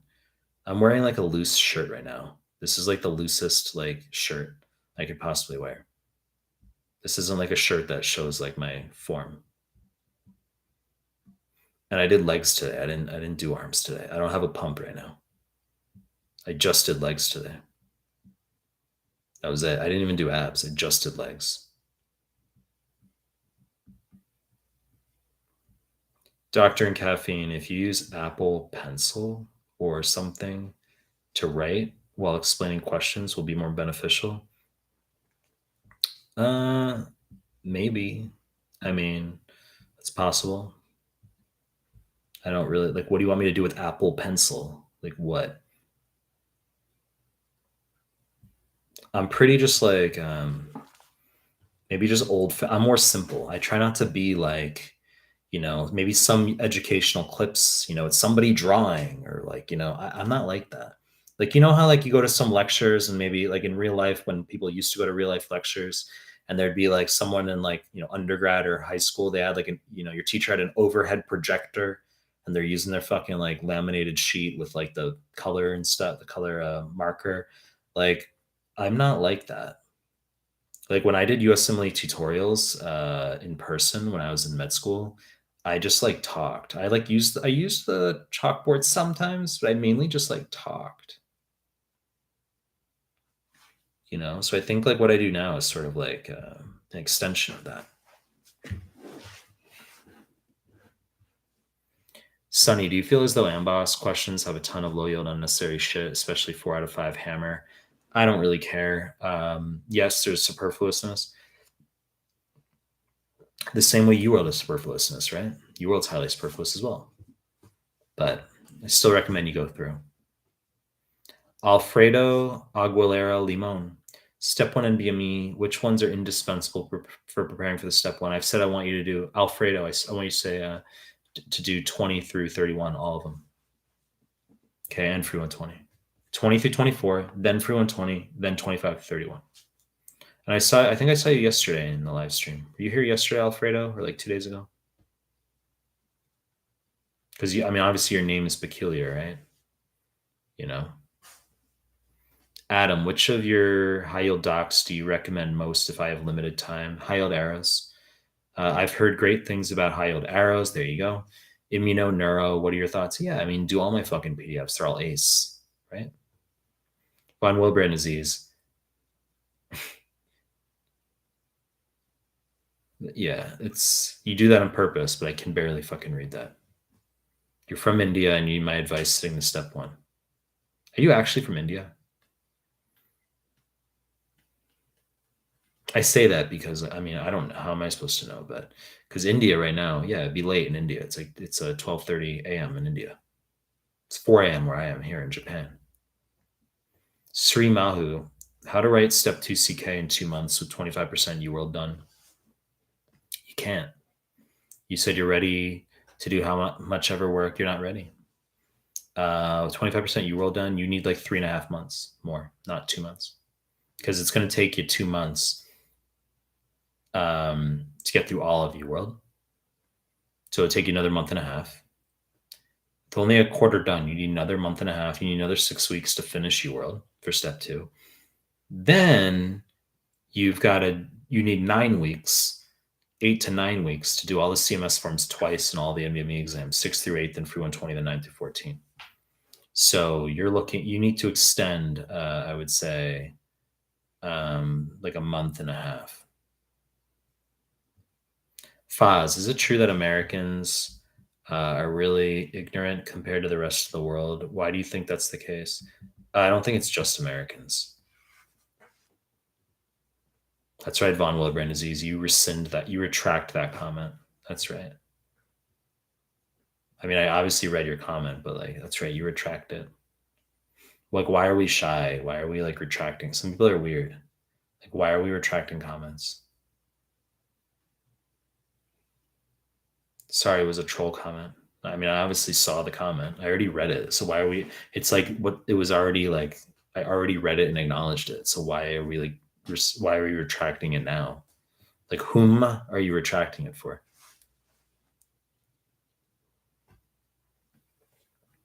Sweet sophistication. Someone in my class was reading through a PDF during classes, and I caught a glimpse of Mehlman and proceeded to Google search. I was referred to the high yield PDFs 1 through 4 as opposed to first aid. That's good. Barcelona World, is step 1 in 4 months still possible if we have also med school? Yes. I want to, you want to be done with it by the end of the year, but I still didn't start. Should I plan? As long as you finish UWorld, you're just going to go into the NBMEs at that point. That's what you're going to do. You're just going to go into the NBMEs after you finish UWorld. So 4 months is like too long. But if you're busy dealing with classes right now, right? Then like, you know, if you're busy dealing with classes, then it could take you longer. But I've said many times, you only need 3 months to knock out step 1. Gentian Elazaj. Hi, Dr. Mike. Why you keep saying that offline NBME is not the same as online NBME? When have I ever said that? What do you mean keep saying? What do you mean keep saying?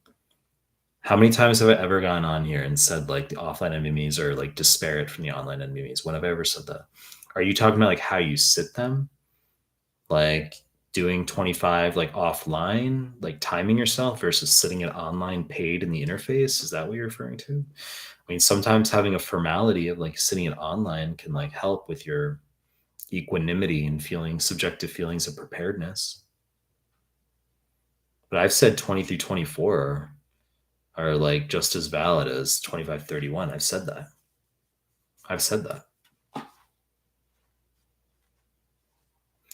If you have vulnerable brain disease, my goal is just to see you crack up on the live. I've already like, I mean, I'm sure I have. People have made jokes before I've cracked up. Okay, so guys, that's it for the live stream because there's no more questions, right? So, I mean, I did like a 4-hour live stream yesterday. There's another question. Sri Mahu. So on applying to match 2024 after September 27th as an IMG, is it going to reduce chances the programs won't consider? Thank you. After September 27th, is it going to reduce chances? I mean, I'm not exactly 100% sure of all the specifics there. I would just make sure you have the 2C, you got to have the 2CK score. Some people like have broached the possibility of like applying without a 2CK score, which is laughable because it's like the one thing you need the most. So just make sure you have all your materials in place, all your scores, all that stuff.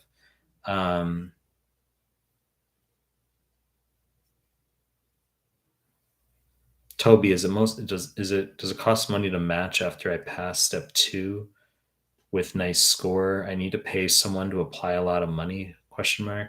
Heard it can court up $20,000.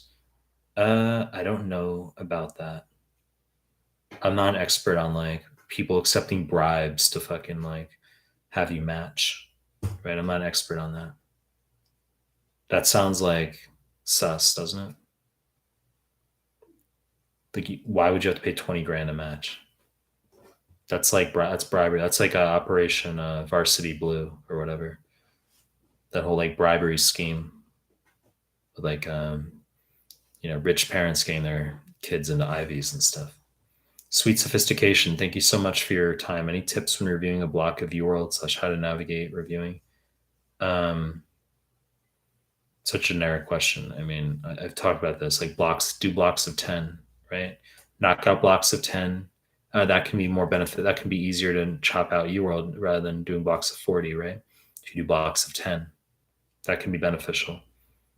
Untimed tutor random. How to navigate reviewing. Just tutor mode, right? So tutor, you're just going to read the explanations after each question. You don't have to annotate. You don't have to, none of that. Gentian. So if I can't afford online NBME, I can do offline NBME. It wouldn't be a problem, right? Correct. It wouldn't be a problem. Maria, literally just come on here to give the video a like because that's what everyone should be doing.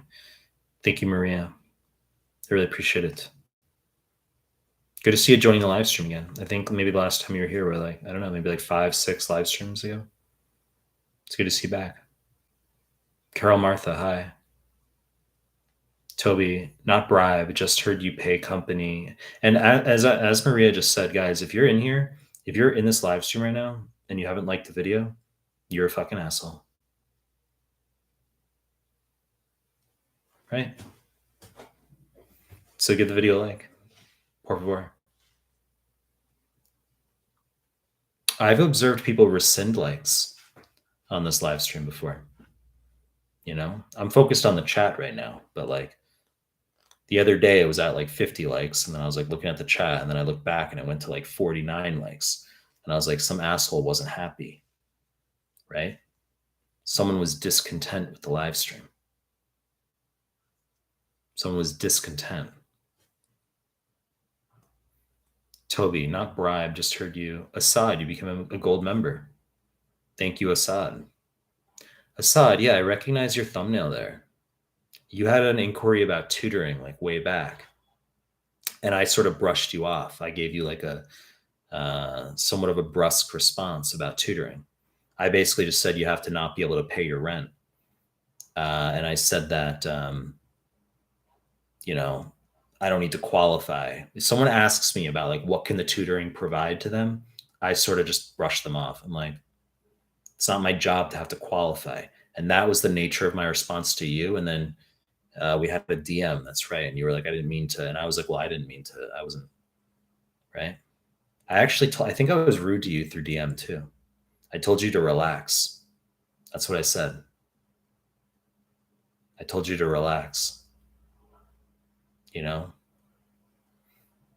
it rubs some people the wrong way. I mean, like maybe 39 out of 40 people, they can like, they're down to earth enough where that's not a big deal. But then one person out of 40 will go on Reddit and start their little mousy thread about how Mike Mehlman is mean or something, right? That's like, that's what happens. It's a numbers game.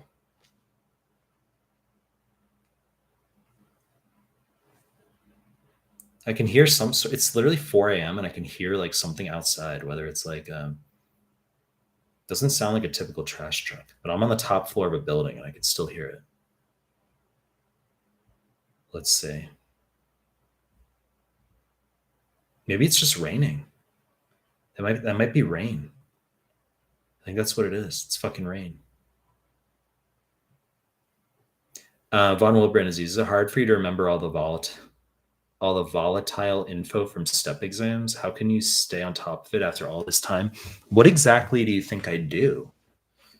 Like, I literally teach NBME. That's what I do. Like, I know the exam really fucking well. Like, I mean, what do you think I do exactly? Like, why are we confused about how I stay on top of information? Like, how are we confused about that? What exactly do you think I do? It's like asking a pediatrician how they like know their peds. It's like, well, what the fuck do you think they do? They spend their time doing peds, right? So I spend my time doing USMLE. So I'm a USMLE practitioner. That's my job. Right?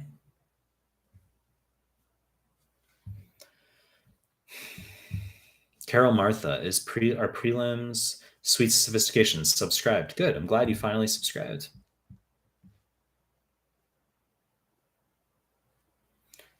Stand and Deliver, thanks for the super chat, the Mexican currency super chat. I appreciate that. The Mexican pesos, the 50 Mexican pesos. Is that what it is? I think that was like $5, right? Something like that. I don't know the conversion. But when I first saw that, like, because you left that like a while back, and I thought it was like $50. I appreciate it regardless, but I like afterwards I was like, oh, it's Mexican. But I appreciate Stand Deliver. Carol Martha is are prelims for FM versus prelims in IM better to do side by side research for entering derm categorical instead of wasting a year of research, but found. I mean, that's a toss up. I would think if you can do a prelim or transitional year, and then that's going to benefit you. That'll help. Research is overrated for derm, especially. Anecdotally, I mean, I know people. Like I know someone in particular who had decent scores and a lot of research, obnoxious amount of research, didn't match derm categorical. The scores just weren't high enough. They were good. They were. They weren't high enough. It was all the scores. That's how I knew research is a farce. Research is bullshit. That's how I knew for that from that angle at least. Because he had like, if you had to like rank like, you know, if it's like a bar graph and you're like, well, your scores are like an 8 out of 10 in terms of how good they are. Your research is like a 5 out of 10. His research was like a 10 out of 10. He had like so much fucking research. It was obnoxious. And he was a doctor already. But his scores were like, he had a 246 on step one. Sorry, I shouldn't give exact. I'm not going to give exact numbers like that. He had mid 40s step one when it was numerical, and he had high 50s to CK. Didn't match. But you got to apply the prelims and internal and prelims and transitional years, not just categorical. That's the mistake. If you only apply to categorical, you're not going to match sometimes. My memory is impeccable. It's really like, it's with anything you do in repetition, right? I don't remember things if I don't need to remember them. I'm a good filter for what's like high yield for the exam. Because if a student asks me something and I don't know, then it's like, it's a good indicator that you don't need to fucking know it for USMLE. I'm a good filter in that regard. Like, you'll probably get like first year med students who like know more nitpicky anatomy than like I do at this point. But I'll know the anatomy that's high yield for the USMLE, right? Like my high yield MSK anatomy rheumatology PDF is like fucking ace. That's all the high yield anatomy you need to know. You don't need to know like, obscure muscles and their insertion and origins and all that stuff. Like, you don't need to like go so highly pedantic and all that. Stand delivered. Thanks for the kind message there in the super chat. Sri Mahu. As an IMG who has a work permit, what medical jobs can we do which help for residency, like scribing, medical assistant, other than research? They don't care. They really don't care what your jobs are. Nothing helps. It's just your scores, and it's just your personal statement and your class rank. It's just, that's pretty much what they look at. They don't care what your volunteer activities are. They don't care what your jobs are. They know people embellish, first of all. They know that. They're just going to look at your numbers. That's all they give a fuck about. Right? Carol Martha, basically what prelims will be a bit easier to focus on? Dermatology? Probably IM. Do IM. Assad. Yeah, so good to see you, a member of my channel, Assad. Thank you again for that. And you became a gold member too. You're not a bronze member or even silver. You're a gold member. So that's I note that. Thanks, Assad, for being a gold member, becoming a gold member. I see people who are members of my channel. I've got a tab that I see, and I see if they've upgraded or downgraded. Sometimes someone is like a gold member, and then they go down to bronze member. Not a big deal. I'm not fucking entitled. You can say tomorrow, actually, you know what? Fuck him. I don't want to be a member. That's fine. It's okay. I'm not entitled to anything. But I see everything. I see people, sometimes they upgrade, sometimes they downgrade, sometimes they cancel. I mean, you do what you want to do, but I appreciate you becoming a gold member of my channel. You relaxed. We all relaxed. And now I'm a member. Dr. Mike, the GOAT. Carol Martha, great people.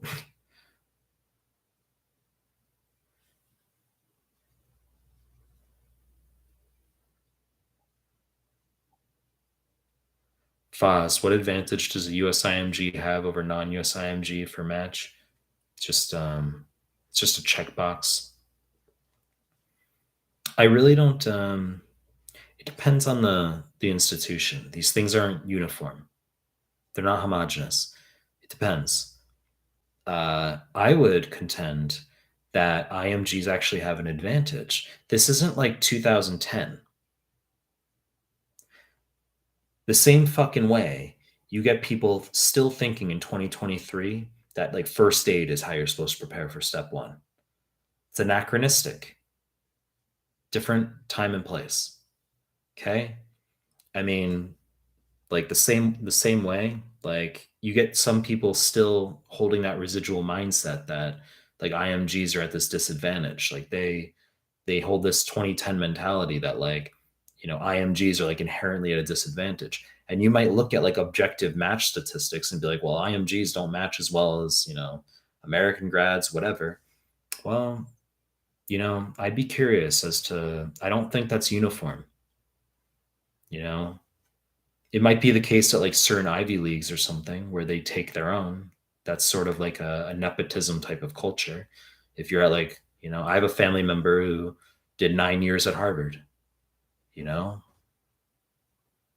went to Harvard med school, went to Harvard residency, did a graduate degree at Harvard. There's nepotism in that stuff. But I think I would contend that there's actually an advantage being an IMG. And I said this yesterday in the live stream. If you're from like, you know, Swaziland, if you're from Ivory Coast, um, you're from Azerbaijan. I mean, if you're from Syria, if you're from a location that in the United States, even though they just abolished I think ostensibly affirmative action, so Supreme Court abolished it. I think it's ostensible in the sense that it's nominal, meaning like mentally, you're still going to get people in programs like saying to themselves like, "Oh, well, we need some cultural representation," even if they won't admit to it because it's now illegal, apparently, right? They'll People don't want like some American fucking like white dude like me. Like, there's enough of us in the United States, like white fucking American dudes. Okay, like you can find us at programs, absolutely, but like they want someone from like Ivory Coast. They want like people with different religions and cultures. They want that different languages. That representation is nice. So that I think if you have like a 274 and you're from Syria, or you have like a 269 and you're from Sudan, I think that's an advantage. I think that's an advantage. I don't think that's a disadvantage. Maybe not at every institution, but I think like at some institutions, that's an advantage. It's a huge advantage. Aziz, Dr. Mike, greetings from Kenya. Exactly. I would rather be from Kenya applying to the match than being like a white American dude. Amir Mohammed, hello Mike. Is it easy to match into IM with 5 years after graduation and home country residency of psychiatry, and how to get IM observership if I only have psychiatry background? 5 years out of med school is like tough. It's a long time. I would sit step 3 prior to applying Amira. That's what I would do. You got to sit step 3 in the year prior to your match. If you're applying this year, I would get step 3 out of the way. You have your ECFMG certification. You got to apply and sit step 3. How to convince an attending to accept me for shadowing in an observership. I talked about this. Actually, I put out a YouTube clip the other day on like getting an LOR. I put out a clip on this about doing observerships and stuff and like catering to the intern. You're 5 years out of graduation, but I mean,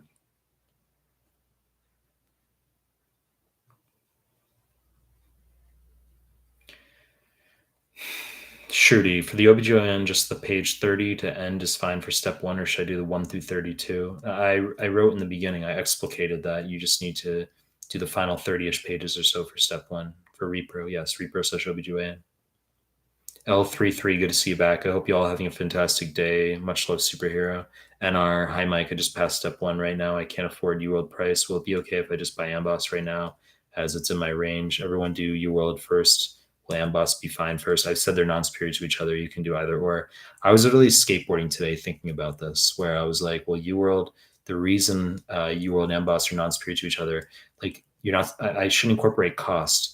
But one of the reasons why I opened up to Amboss a lot more is because I think UWorld's egregiously overpriced. But that they've developed their brand and that's allowed them to push that price. But I think that I think they're overpriced. Mimi, NK, hi Mike. Good to see you back, Mimi.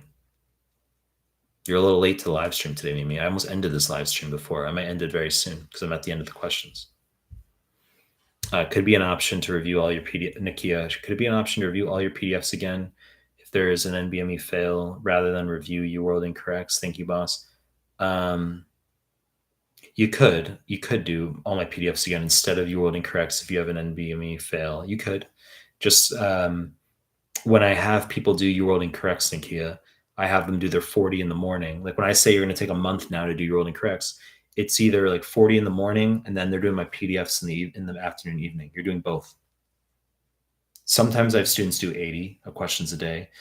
If they haven't, if I have a student, for example, who wants to sit the USMLE in like 5 weeks and they've only finished like 20% of like UWorld and, they take an NBME and then they fail it, I'll have them like race through UWorld 80 questions a day or something for a month. Sometimes I do that, but you could just do 40 questions per day with my PDFs. You can do both at the same time. I usually have people do questions. Like it's rare for me to have someone like just do my PDFs without questions. I do like questions in people's plans. SARS asks, where do you see the trend of the match for IMGs? Will it get easier? The fact that we have a numerical step 1 go to pass fail has made it harder overall. But I just talked about how like it's no longer 2010, this notion, this like stigma against like IMGs. I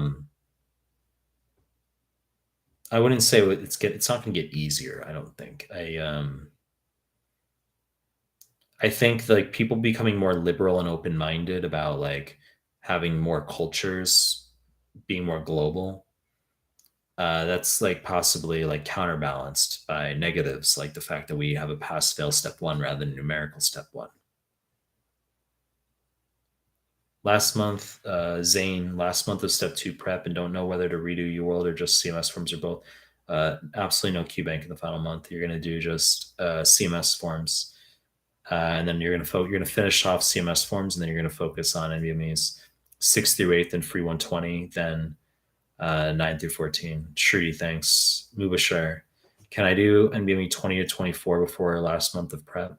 I wouldn't. I would do that. I would do like 20, start NBME 20, like a month and 4 days out from your test. or Mimi and NKA. Oh, I got the notification late.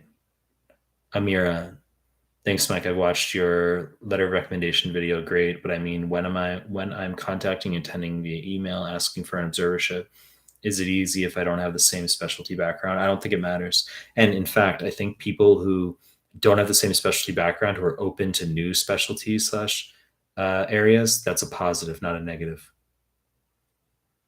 Right? I think that's a positive. If you're a family medicine doctor or something, and you get like a student or someone, even like a resident who's like, I was doing vascular and like I have a different background, but I have an interest in family medicine, and I was like, they like that. They're like, wow, someone who's like they're on board. Just even if it's not like Amira, like even if you want to continue with psych or something, like whatever your interest is, okay? Like even if you're like, I'm gonna do an elective in like neuro, but I'm like, or not, I guess neuro is similar to psych, right? But you're like, I'm gonna do an elective in like cardio, but I've been doing psych. You can be like, look, I've always been doing psych, but I've had like interest in cardio, and like the mental health of patients in cardio. They like that aspect, that domain. They like people like that. It kicks in that gear of like population health, like biopsychosocial stuff, where it's like, oh, here's someone who can like, the mental health of our cardio patients, and how that, it opens that gear. That can be a positive, I think. Most Sadiq, hello. I just read there is a new free 120 for CK. Should I do the new 120 that was available a week ago? I wasn't aware of like literally a new one coming out like now. We'll have to see how different it is from the one that everyone's been doing. I've usually just said you can do the one free 120. I don't have people do like the old free 120. I have people just do like the new one. It's not a crisis. And you say, well, why can't I do the others? You can do the others. You absolutely can do the others. Yes. We have copious CMS forms, right? We have copious CMS forms. We've got all the NBME exams. So, you can do the old free 120s.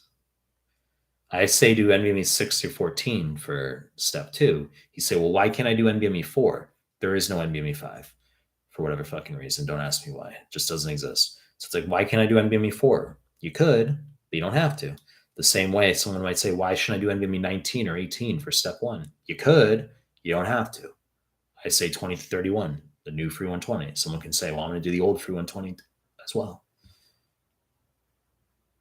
Peter George, I've completed 40% UWorld in 2 more months for the exam. Should I postpone because I have to do the NVMe as well? 2 months. If you can get UWorld done in 1 month by the end of July, you're fine. You just have to finish UWorld by the end of July, and then you have all of August to do your NVMEs. That's fine. You just got to race through UWorld through July. I think you're fine. Sweet sophistication. What are the CMS forms? They're 50 question NBME subject specific forms, like the NBME exams that are 200 questions, random mode, like all subjects, right? Those are the NBME exams. The CMS forms are 50 question subject specific forms for each shelf, like PEDS, OBSGYN, emergency, etc. And there's 45 to 50 of the 50 forms, about 50 forms. AJ Aragala just came to say hi. Thanks for the free stuff. Thanks, AJ. Guys, if you're in the live stream, please give the video a like if you haven't already. Mubashar. Should I do neuro PDF for step 1? Yeah, for sure. Neuroanatomy, you can do that PDF for sure. Mo Sadiq was released today. New for 20. I wasn't aware of that. Could you make a note? Actually, could you tell our Telegram group that there was a new free 120 released today? Like, make a note of that in the Telegram group and say, like, has anyone like seen the new free 120 type of thing? Like, that could be like a good starting point, right? That's like, I think that could be good. Me for observership, does it matter what specialty you do? The answer is no. Does it have to be in the specialty you're interested in? The answer is no. Amira just asked that. It was Amira, wasn't it? Or did I just hallucinate that? I think it was Amira. Peter George, thanks for answering. Bob Lennon. Hey, I missed your last response, but should I begin my step 1 complex studying as I begin MS1? Complex or complex? Complex? When you start MS1, I don't consider that studying for complex or step 1. You're just going to be getting a broad foundation in questions and material. It's not, I don't consider actually studying for those exams till 2nd year. Assad, I'm 20% through UWorld and have my step 1 date set for August 25th. Do you think I should extend? I do.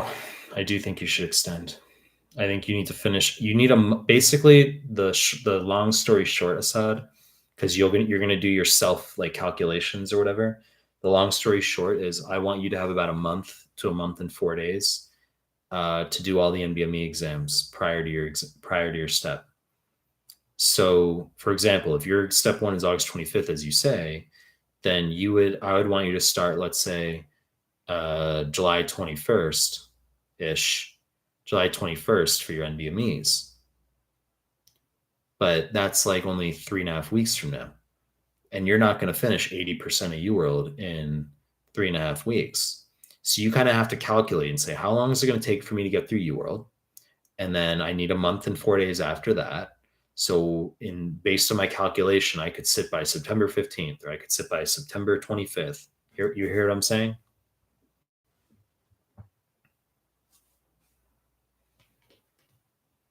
I mean, I know you were considering like tutoring or whatever, and you didn't pick up the session. So maybe that just saved you like, $3,000 or something.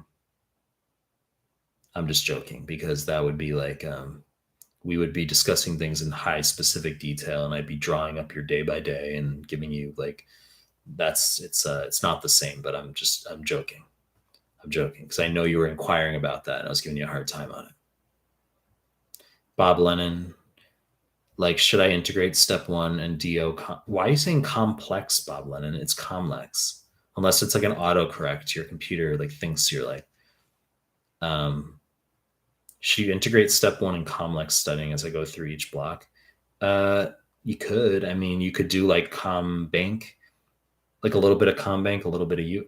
I would just say go through ComBank to start while you're in MS1. You don't need to touch UWorld or Amboss yet. If you're in first year for DO, just do ComBank and do your OMM white book, the blue book or green book, whatever. I have a DO student right now who said, "Oh, it's actually a new white book," and held up the white book. I'm like, "All right, it's white." So you do the OMM.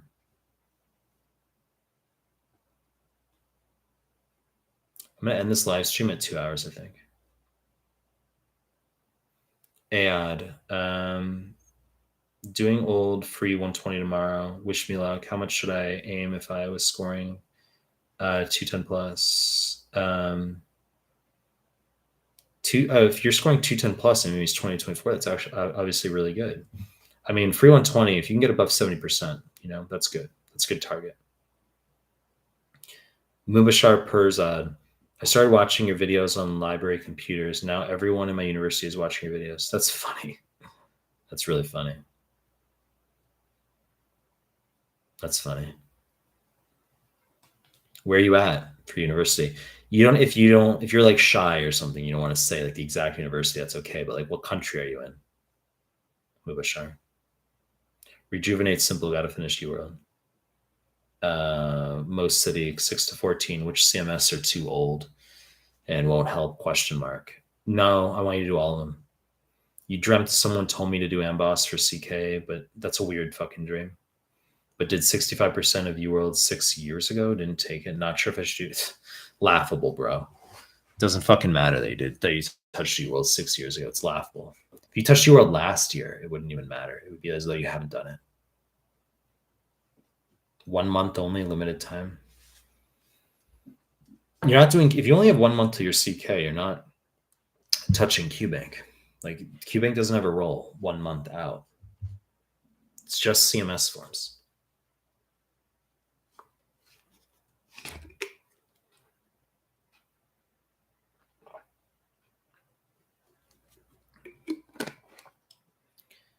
Goal, GUL, Gutai.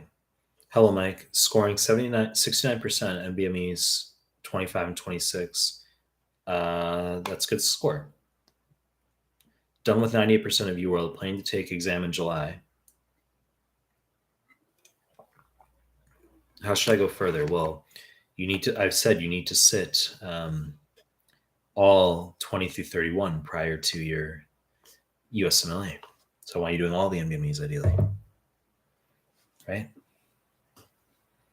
Mumashar Perzad, I'm in Uzbekistan, where they really rarely speak English. That's cool. Ayad Ali, same here. I started seeing a lot of people studying your PDFs in my uni, and you're in Georgia. I don't know how to pronounce that city, though. Tbilisi? Tbilisi? Georgia. I've had students in Georgia before, the country. You guys are known for your wine, aren't you? Right? Aren't you guys like famous for your wine?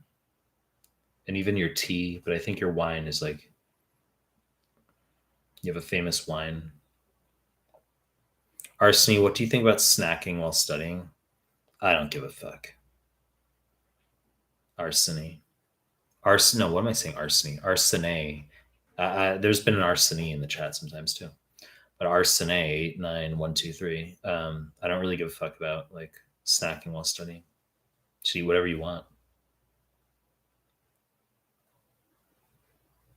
What's your top advice for entering MS1 students? My advice is to, get started on questions in first year. That's my advice, is to get through question banks during your first year as much as you can. MS1, you're obviously going to party. You're going to have fun. But like, I would get through question banks. Watt Vervalend says 2.5 months C till CK, 53% done in UWorld. I'm assuming you're talking about in 2.5 months. If I reset UWorld plus NBMEs with CMS question mark, and you study in Georgia, but you're Indian, you say. Interesting. That's cool. You're 53% done with UWorld. 2.5 months is not enough time because you're going to need another month. You're going to need 3.5 months. No, you're going to need like under 3 to 3.5 months, not 2.5 months, because you need another month to get through the remaining 47% of UWorld water blend. And so another month, and then you're going to need 8 to 9 weeks, another 2 months to get through the CMS forms twice and all the NBMEs. Gul Gate says, forgot to tell I scored 194 on NBME 24, that I took NBME 25, 26, before I took NBME 25, 26. Well, it's a fail. That doesn't help. Right? Raj Matthew, what's the perfect rotation number to keep around for dating, in your opinion? Missed that earlier. I didn't understand what you were asking. Like, sometimes people fucking ask weird questions and then I answer them and then they leave the chat. And then you ask the same fucking question later, which you just did now. But I think I said that at the time. I didn't know what you were talking about. Perfect rotation number to keep around for dating. I don't know what that was asking. Are you talking about plates right now? Is that what you're talking about? You're talking about plates. Are you talking about plates? Like how many plates? Like 5 plates? Is that what you're asking? 5 to 7 plates? Is that your question? Von Wilbrand, is he snacking his beta, eat real meals? How is snacking beta? I know you're responding to someone else, but like, why would snacking be beta? Because if you're putting on muscle, you're going to be hungry all the fucking time and you're going to be snacking a lot. So you're going to do both. You're going to eat real meals and then you're going to snack. You can eat your like protein chips. I've got 2 bell peppers in the fridge. I've got a red bell pepper and a yellow bell pepper. That's a snack. Just a capsicum. Like I wash it and then I just eat it straight. I don't chop it up or anything. I just eat it like an apple. That's my favorite. Like I love eating like red, yellow, orange bell peppers.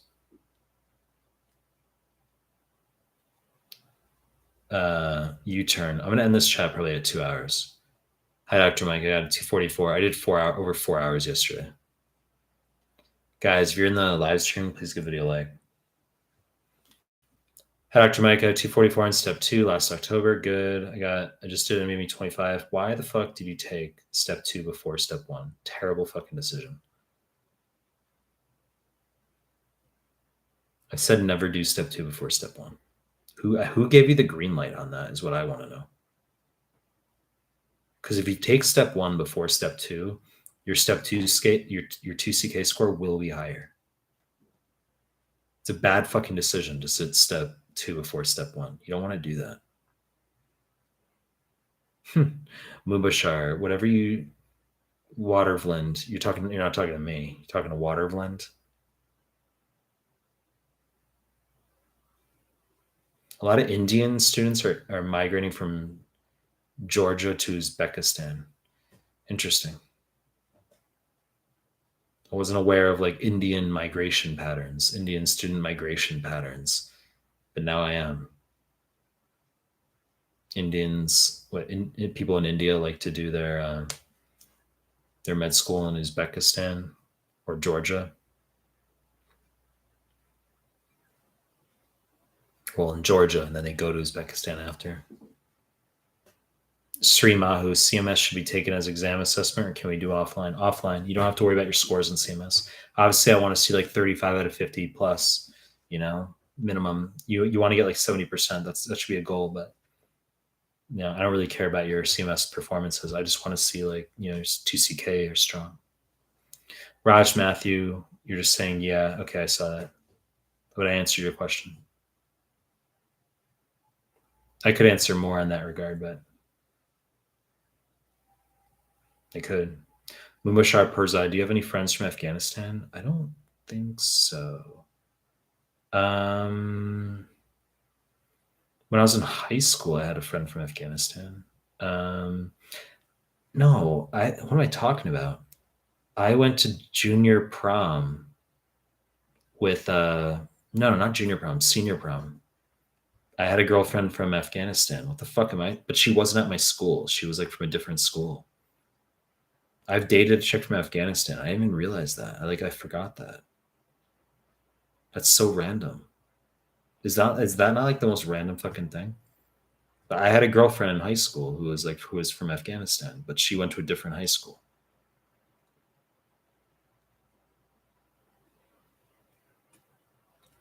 That's really random because she wasn't like a significant person in my life, really. Like she there's like people who are more like superficially transient in terms of like maybe people you've dated a tiny bit or something versus more serious interactions you've had. And she's like not anyone like I ever like think about ever.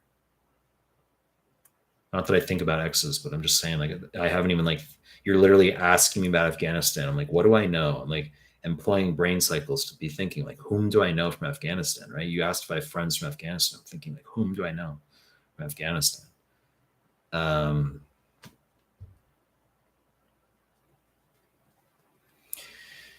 And when I was in med school, I met a guy who was from Syria, but he lied and would say he was from Afghanistan. And it was like he used to lie about that. I don't know why he would lie about that, but he was from Syria, and he would tell people he was from Afghanistan. I have no idea why. I'm not like in culturally aware of that. One versus the other. Why someone would choose to do that? That's what he chose to do.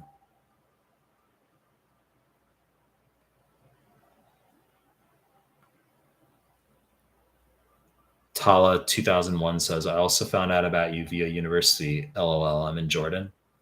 That's cool.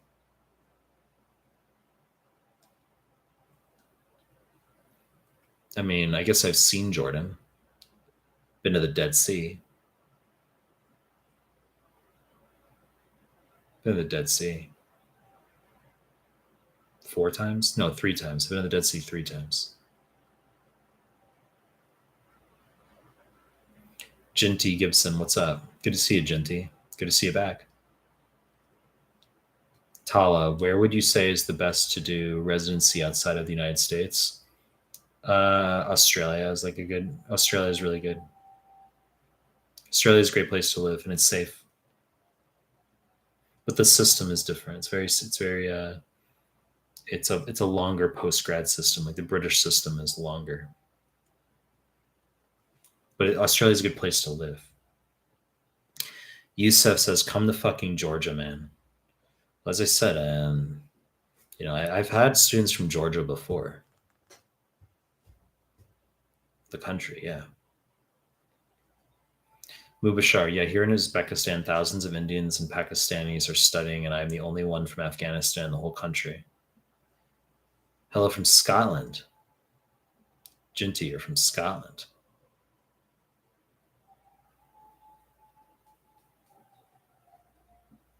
When I was in Australia, I was like walking through a park one day, and I opened some chick who was from Scotland who had red hair, and we like sat on a bench and we talked for like a while. And she was like aggressively like into politics. I like wasn't, but she was like astonished that I wasn't into politics. She's like, "How can you not be into politics?" I was like, "I'm not into politics."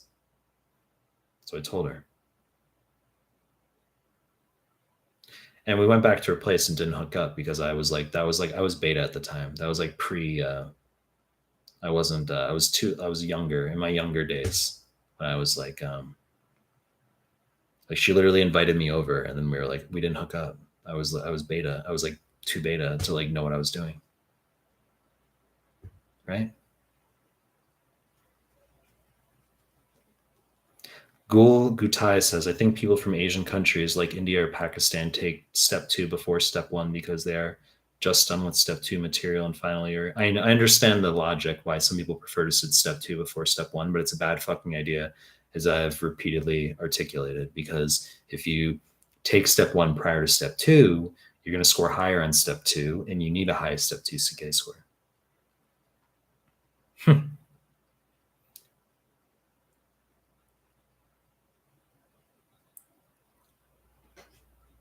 Is falling in love a bad idea? Have you ever fallen in love with a girl or just dated? I mean, that's a long fucking like topic, right? I'm not like movie-esque quixotic like that.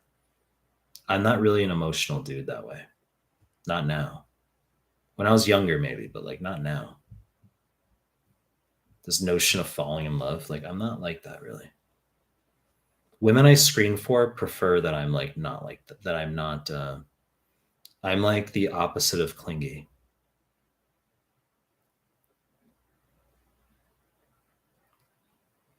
Like I don't see a utility in like being emotional as a dude.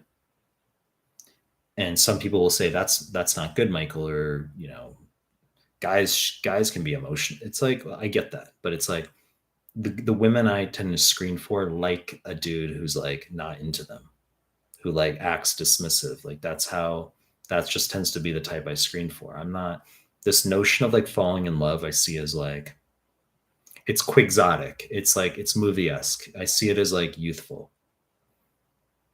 There's ingenuous you know, I can appreciate that, right? I mean, I'm 36. Like when I was like 18 and stuff, or like, when you're very young, you can passively, when you don't have like emotional control, like when you don't like understand how your feelings relate to like cortical inhibition, and you don't have those checkpoints, and you can there's no way to put a cap on things, like this notion of like, if you're a 15-year-old and you're like infatuated with your like girlfriend or something, or vice versa, it's like that stuff is youthful. Then when you get older, it's sort of like, well, okay, you meet someone, and even if like there could be that quote unquote emotional spark, I tend to be very cortical, where I'm just like, I don't really see a utility in that, and I dial it back, and I'm like, I don't really feel like, I said I come across like very oddest and dismissive. The women I screen for tend to prefer that.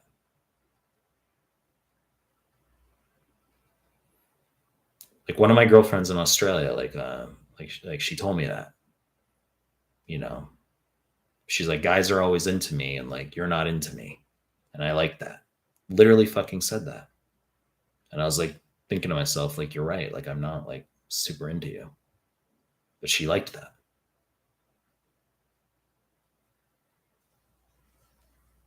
Yusef, what would you like to see changed in the current medical curriculum? I said that I didn't like that they went to a pass fail step 1. I thought it was a dumb fucking decision. But now that they what's like humorous about that is like now that it's you know, time has passed and I've become acclimated to the fact that it's pass fail, I'm actually like glad, because I'm like I don't have to teach dumb fucking shit anymore. I don't have to teach like, you know, obscure enzymes and waste people's time on like all this stuff. Like now it's sort of like a breath of fresh air, where I'm like, cool, we can just focus on the high yield, like important things, and not like, which receptor or which subunit. That stuff mattered when it was numerical step 1. I didn't like that they changed that. But you say, what would I like to see change? I would go back to the original 2CS. I wouldn't do this dumb OET nonsense, this English test. I would go back to the 2CS. I sat and passed. I did the 2CS, clinical skills step 2. I thought that was like decent. Mira, you say Mike, what's going on, Mira? Zamian.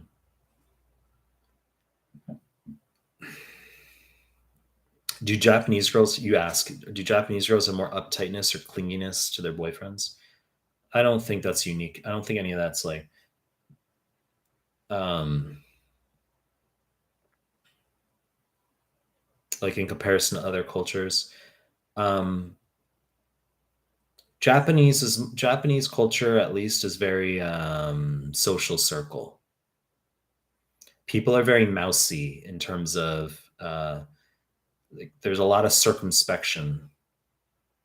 Um, People are very mousy in terms of meeting people outside social circle.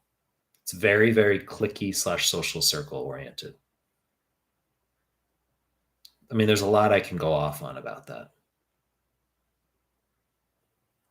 But there might be an attractive girl who's like, she's not willing to consider a guy, even if he's attractive. She's not willing to consider a guy outside of her social circle.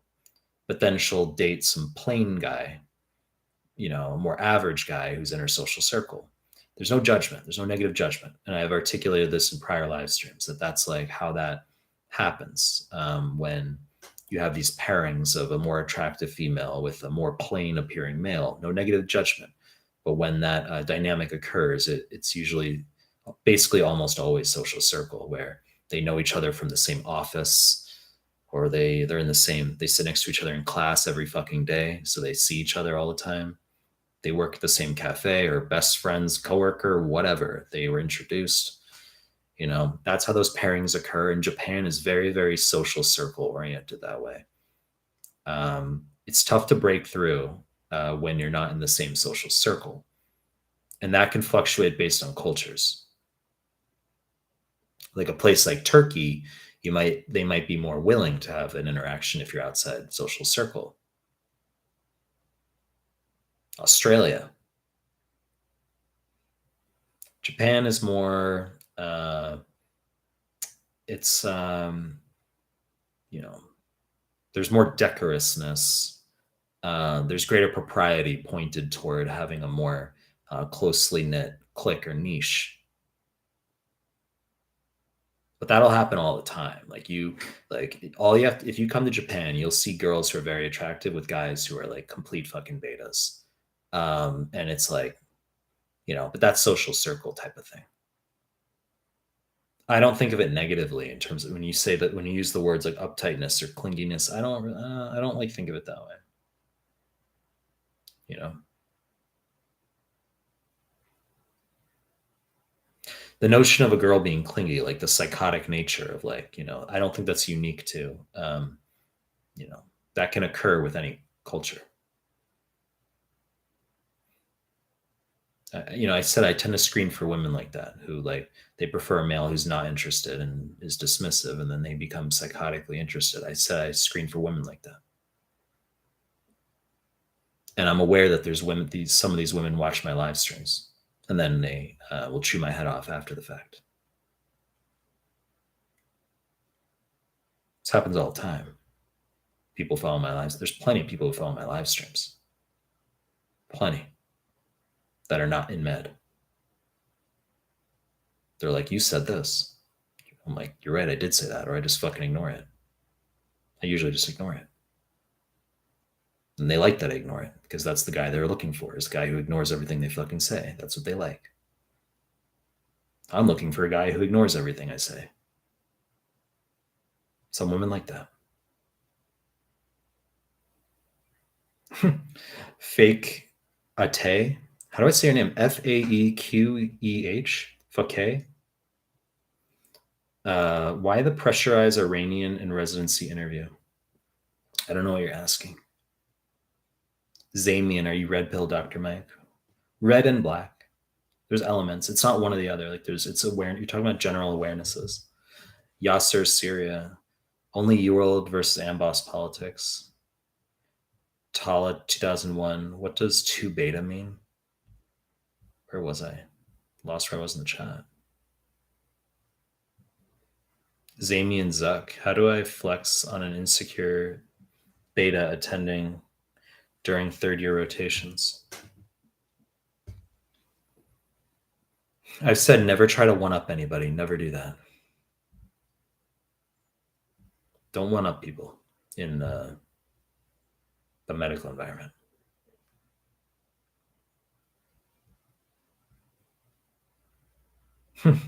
Muhammad, is it me or focal segmental glomerulosclerosis and diabetic nephropathy is similar histology? I mean, diabetic glomerulosclerosis slash nephropathy is going to have your Kymel-Still-Wilson nodules, right? The pink hyaline circles. FSGS is just going to be parts of some nephrons that are defective. You're not going to have the same, you're not going to have Kymel-Still-Wilson nodules. And that's on light microscopy for both of those. On electron microscopy for diabetes, you'd have thickening of the glomerular basement membrane due to non-enzymatic glycosylation, right?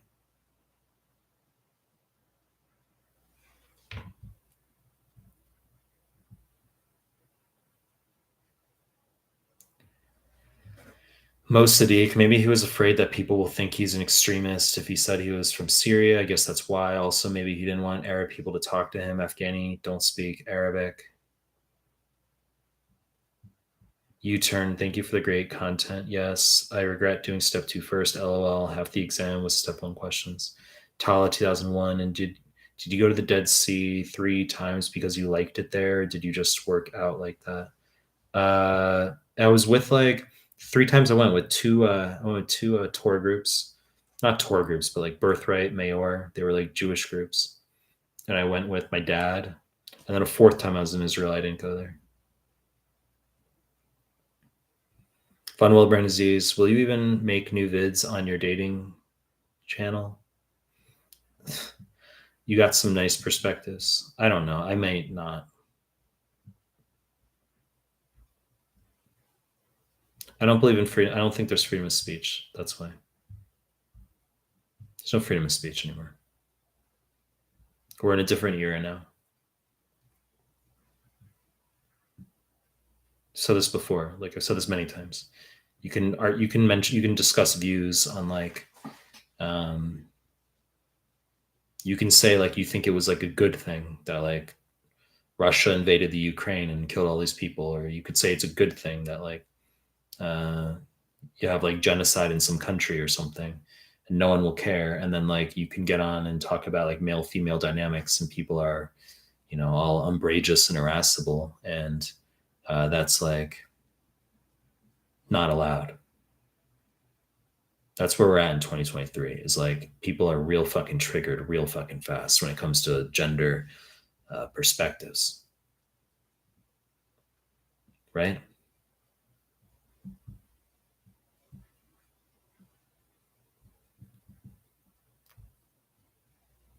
I mean, there's no freedom of speech.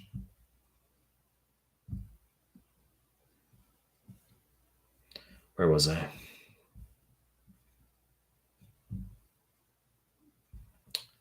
Also, I got 60% U-turn. 60% made me 25. Sri Mahu. Wow, you look so young. Don't look 36. Amazing. 36 and a half. Let's throw a half in there. I don't give a fuck. I don't like think about it. But I'm aware. If I meet other people who are like my age, 36, or like around my age, I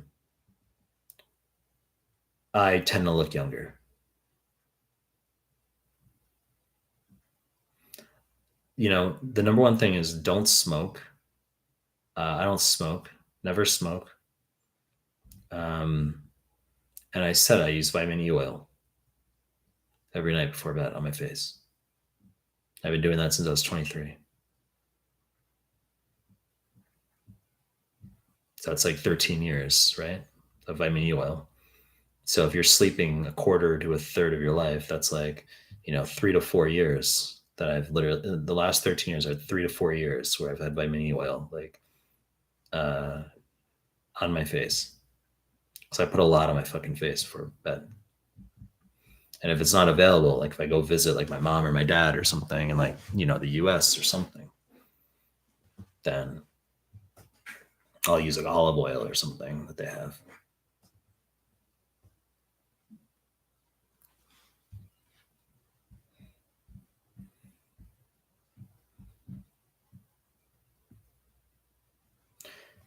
Fun Will Brandon says, have you seen the movie Eternal Sunshine of the Spotless Mind? I have not.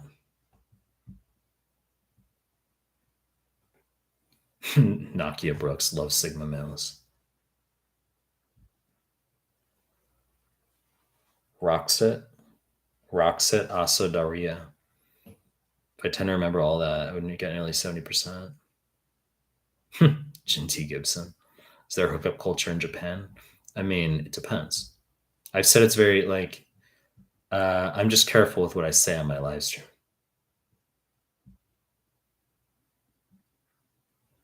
Like I'm just there's a balance of things I'll talk about on my live stream. I mean, I'm not some like beta simp. I've like, you know, Yasser, are you learning Japanese right now? I'm not. I went to an immersion school like a while back. Wondering what your tips and tricks are for learning a new language. I mean, you obviously have to be like have conversations in it.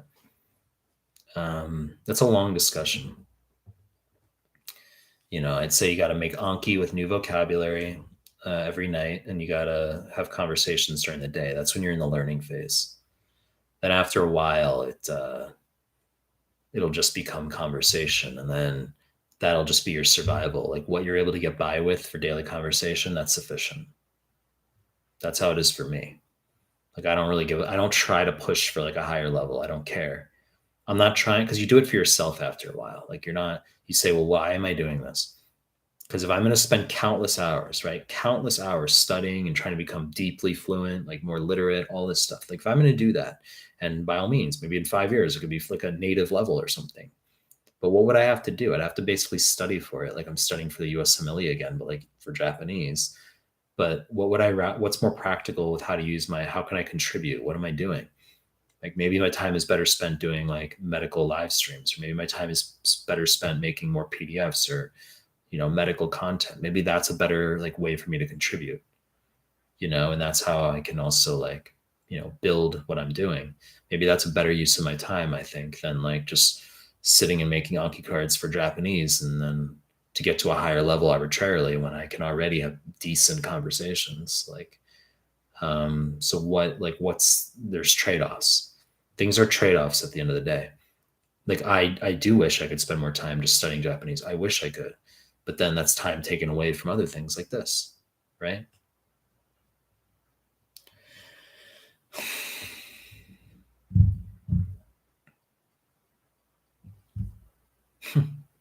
How do you transition from beta to not beta? I mean, dude, this is very basic. But I also, once again, I'm contemplating, the nature of the stream that I'm in. It's not like this is ultimately a medical stream. It's my medical community. You know what I mean? I think it's important for men to introduce themselves to people and to take rejections. I think that's important. If you walk up to 50 women, you have to understand that like maybe 43 of them are going to reject you instantly. And that's important to understand. 45 of them are going to reject you instantly, put up their hand at you, run away from you. That's normal. But then maybe 5 to 7 will engage you and talk to you. But you have to be able to handle like those rejections, which are mini adversities, and those toughen you up as a man.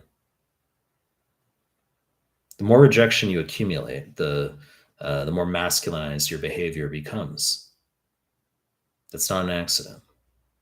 And if you don't subject yourself to that repeated rejection, then you become more needy and you become more whiny and you become more like, lovey-dovey and like, women have a sixth sense for that type of thing in men. If a man is like that, it means he doesn't have exposure to other women. If a man is more dismissive, it tends to imply that he has more exposure to other women. That'll trigger some people. Women are intuitive for these types of things.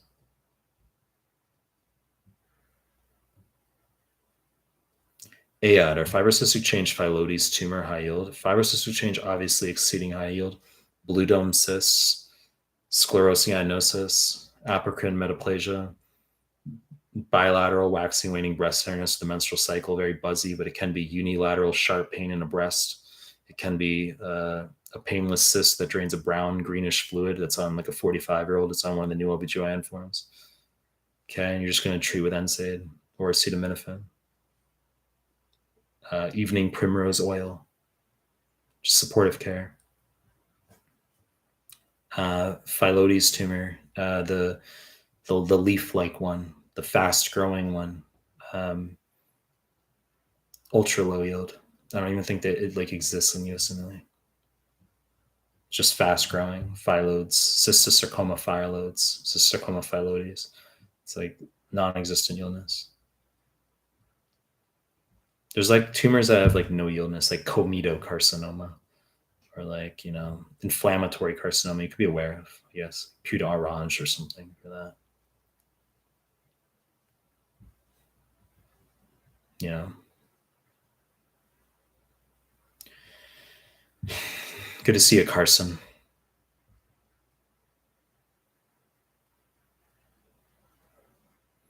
Sanjana, what are the cultural differences or cultural shock that international medical students experience in the USA?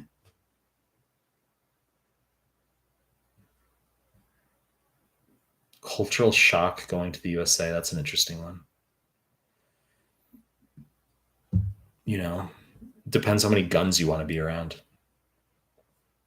You know, the fact that you could just like be talking to someone and they're like armed. They're like, yeah, I'm closed carry. I'm carrying my handgun. I think that would be pretty like I wouldn't want to be in that culture. That's why I have no interest in the United States. I have no interest in being around guns. I think people who own guns are low IQ. That's my view. It's a power trip. It's like an insecurity fix. It's about like people will say, "Oh, it's about protecting against like tyranny. Like the government's going to come and take over the people in 50 to 100 years." Nonsense. It's a power trip. It's called like if you actually, you know, introduced yourself to people and incurred rejection and strengthened your fucking personality and weren't so soft, then you wouldn't feel the need to have like 13 fucking guns. Right? There's a relationship there. I would never want to be around guns because I don't need fucking guns to feel better about myself.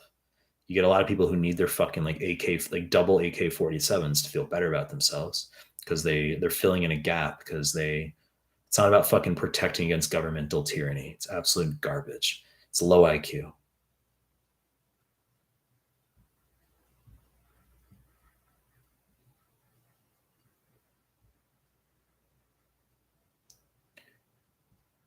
Laughable. Laughable. Raj Matthew, do you have a skincare routine? I just fucking answered that like 10 minutes ago, didn't I? Did I not just answer that? Like I literally not only did I answer it like 10 minutes ago, like I was like extensive about it. Raj, you came in the chat, you left the chat, you're back in the chat. Raj, you've been in and out of this chat. Like, what are you doing? You like come in, you're like, Mehlman's live. You're in here for like a minute, and then you're like, okay, I'm gonna go like, you know, do something else. And you come back, you're like, oh, he's still alive. I'm sure that's what some people have done. Some of you are doing. Guys, like the live stream if you haven't. If you're in here and you're not subbed to my channel, you got problems. Laughable. Laughable. Marlene Cohn. What are you doing for 4th of July? It's not, or is it not a thing in Japan? It's not a thing in Japan. But I love 4th of July. It's my favorite holiday in the United States. Like I love like the barbecue stuff. I'm really into like grilling and barbecue stuff. That'd be great. If I were living in the United States, I would definitely be like, yeah, I'd be grilling like steaks, salmon, shrimp, like all that stuff. At 4th of July, that'd be great. Beer. There's got to be a lot of beer, of course. Get fucking wasted. Like, what could be better than that? Than eating like a lot of meat and fish and shrimp and stuff and getting like wasted on 4th of July. Like, I mean, seriously. Raj Matthew, I'm 34, so I have to get on the anti-aging train too. I said I've been using vitamin E oil on my face since I was 23. Before bed, I said that. People ask me daily about my skin. I never gave a fuck or like thought about it. It's only now that I started like doing these lives that people have like started asking me like daily. And then I'm like, you know, if you're some chick and you're like 18 and people are telling you you're pretty all the time, you might think you're like, I guess I'm pretty. If like people start telling you like you have, you know, they start asking about your skincare routine like 5 times a day, I'm starting to think, I'm like, damn, is my skin like that good? I'm not going to get high on my own supply. Like I don't react that way. I don't like, I've said that. People criticize my appearance all the time as well. People criticize my appearance all the time. You have to deal with that too. I don't like react to that either.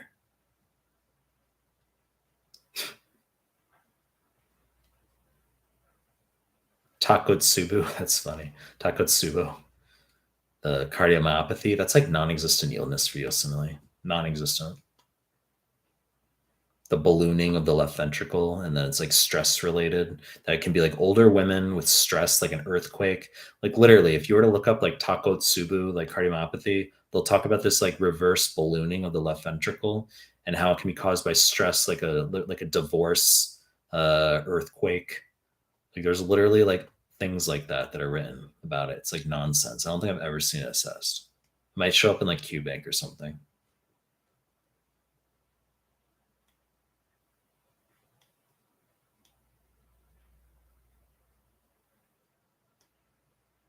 Faud Al Kazami. My friend was asking me what do I think about is having a girlfriend while he's studying or studying for USMLE or studying for such a you, when I was studying for step one, I had a girlfriend at the time. Like I was like really beta at the time. I talked about this in one of my live streams. I was like 24 and I studied all day every day. This is in Australia. You know, and she was 18, and then she was introduced to me through like the my Aussie housemate's Thai girlfriend's coworker. That's how it worked. And she was like way above my league in terms of somehow I like lucked out with that situation. But like I had no interest in her personality wise. It was just like, you know, that's what kept us together.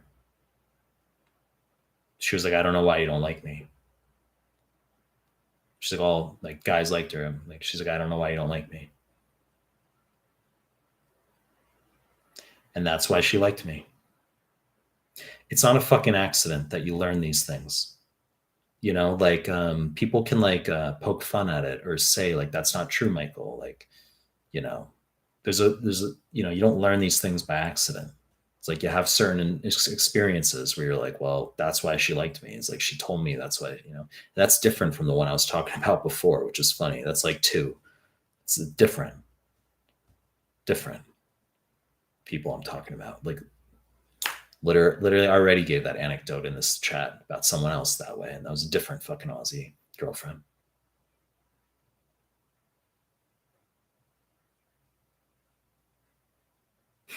Our developmental milestones high yield for step one. I mean, head up at 3 months, sit up at 6 months, crawling at 9 months, walking at 12 months.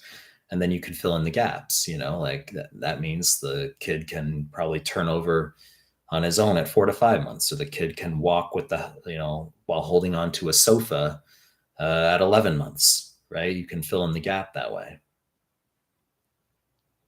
They'll give you like gross motor, fine motor, verbal development is 3 columns, and it will just be normal or delayed. That'll be the combination, different answers you have. Jinty Gibson, what are your thoughts on TRT, testosterone replacement therapy? I talked about this yesterday in the live stream.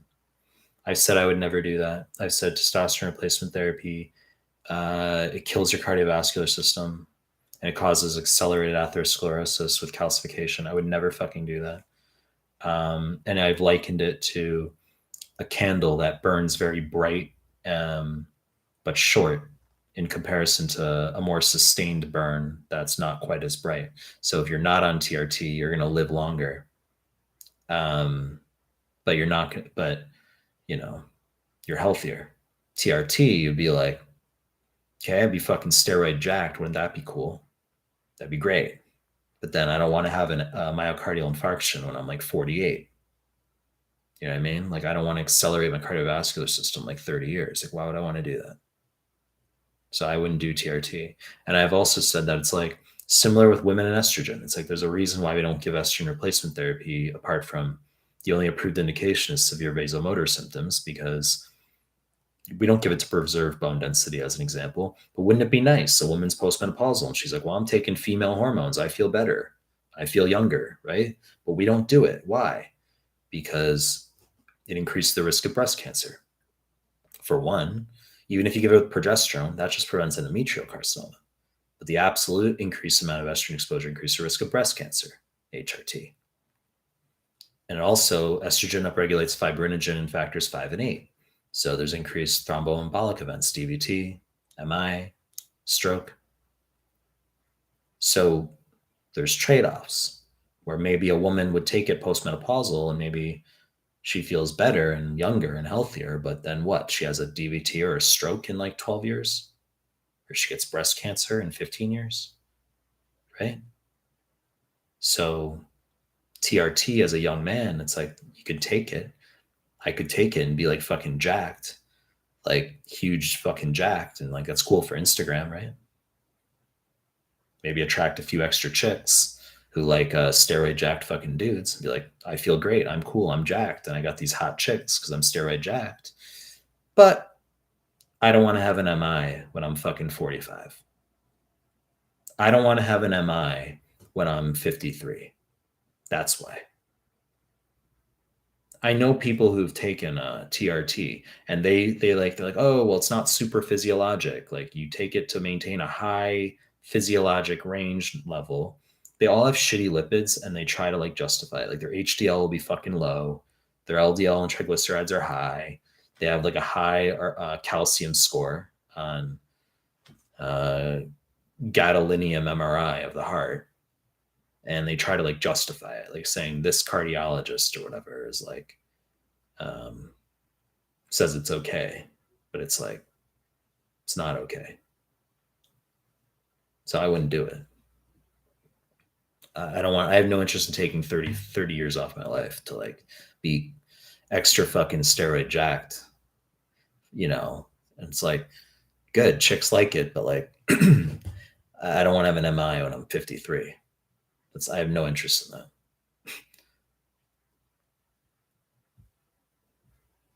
Would be cool to be steroid jacked though. That would be cool.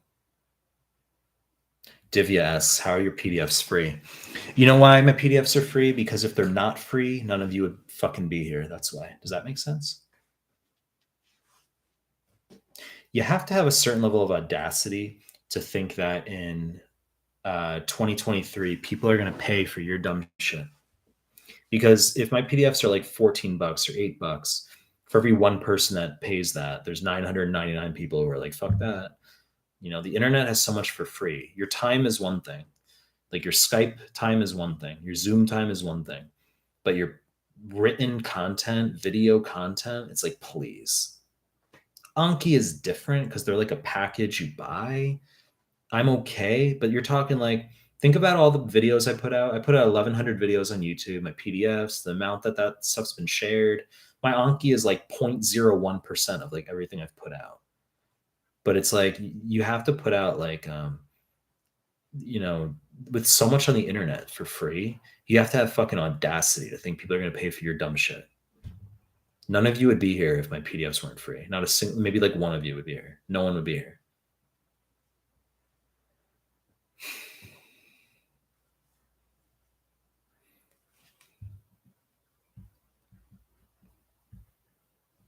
George Haney, damn bro, straight up ignored my question.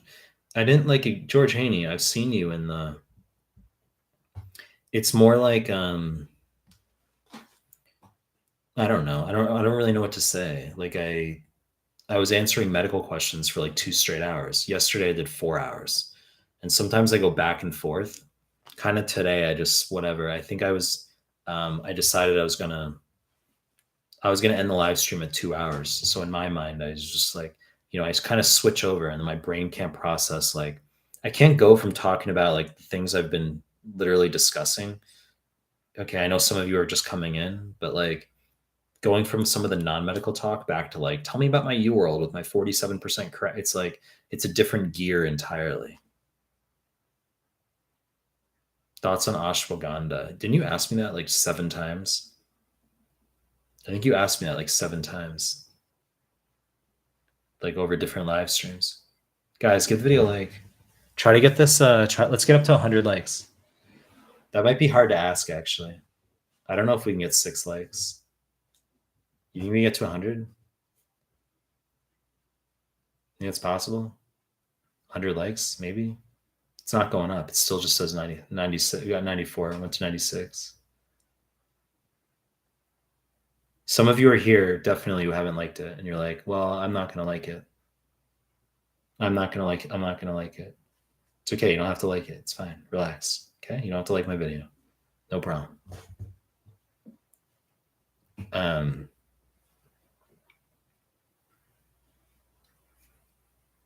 Do you ever do ethics biostats questions on your audio QA? No, I don't waste time on that stuff. Why would I waste my time making like MCQ biostats, like ethics stuff? Waste of time. You can't teach people math. That's why I don't like math. You just do on your own. Someone's going to do well in math, they'll do well. Okay, let's answer this. Dan Blahman, you said you're very cortical in your thinking. At the end goal of your high approach volume is very, let's say, non-cortical activity, is it not? How do you reconcile that cognitive dissonance? Interesting terminology.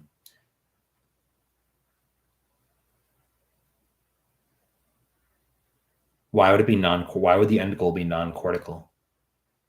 How do you reconcile that conclusion on your end that the quote unquote very cortical, I'm very cortical in my thinking, yet you're not suggesting, but you've actually explicated it, that this end goal of mine is non-cortical. How does that make sense? Are you saying it's just like a visceral sexual end? You're saying that's limbic? That's your implication? See, the thing is, people who don't know me, that's what they're going to think. They're going to think it's just this limbic, visceral type of desire type thing. It's not how it works. I also said in this live stream a few times how the act of the male actually introducing himself to women and taking rejections, that is actually what strengthens the male's personality. Taking repeated rejection is what makes you less whiny and needy. Okay, it's what masculinizes the male's behavior.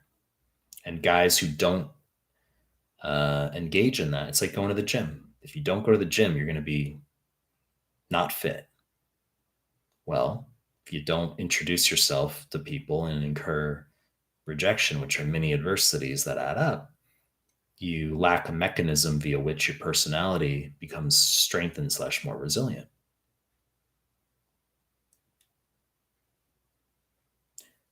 And that answer is actually more cortical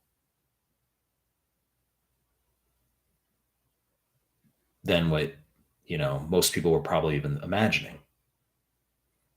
Most people don't think that a guy is going to go out with the intent to take rejection so that he can strengthen his behavior.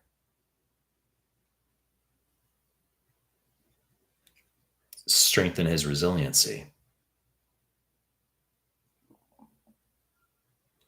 Because it's arbitrary. That strength is arbitraged. That confidence is arbitraged and packaged and stored. It's packaged and stored and arbitraged and translated over to dating areas of life. Makes you more resilient if there's hardships in your everyday life.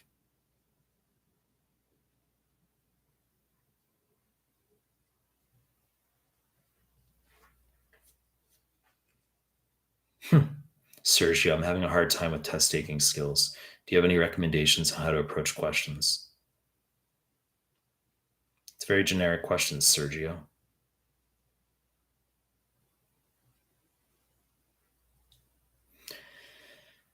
What time do you sleep and wake up? Isn't it like 5 a.m. in Japan? It's 5:30 in Japan. It's 5:30 a.m.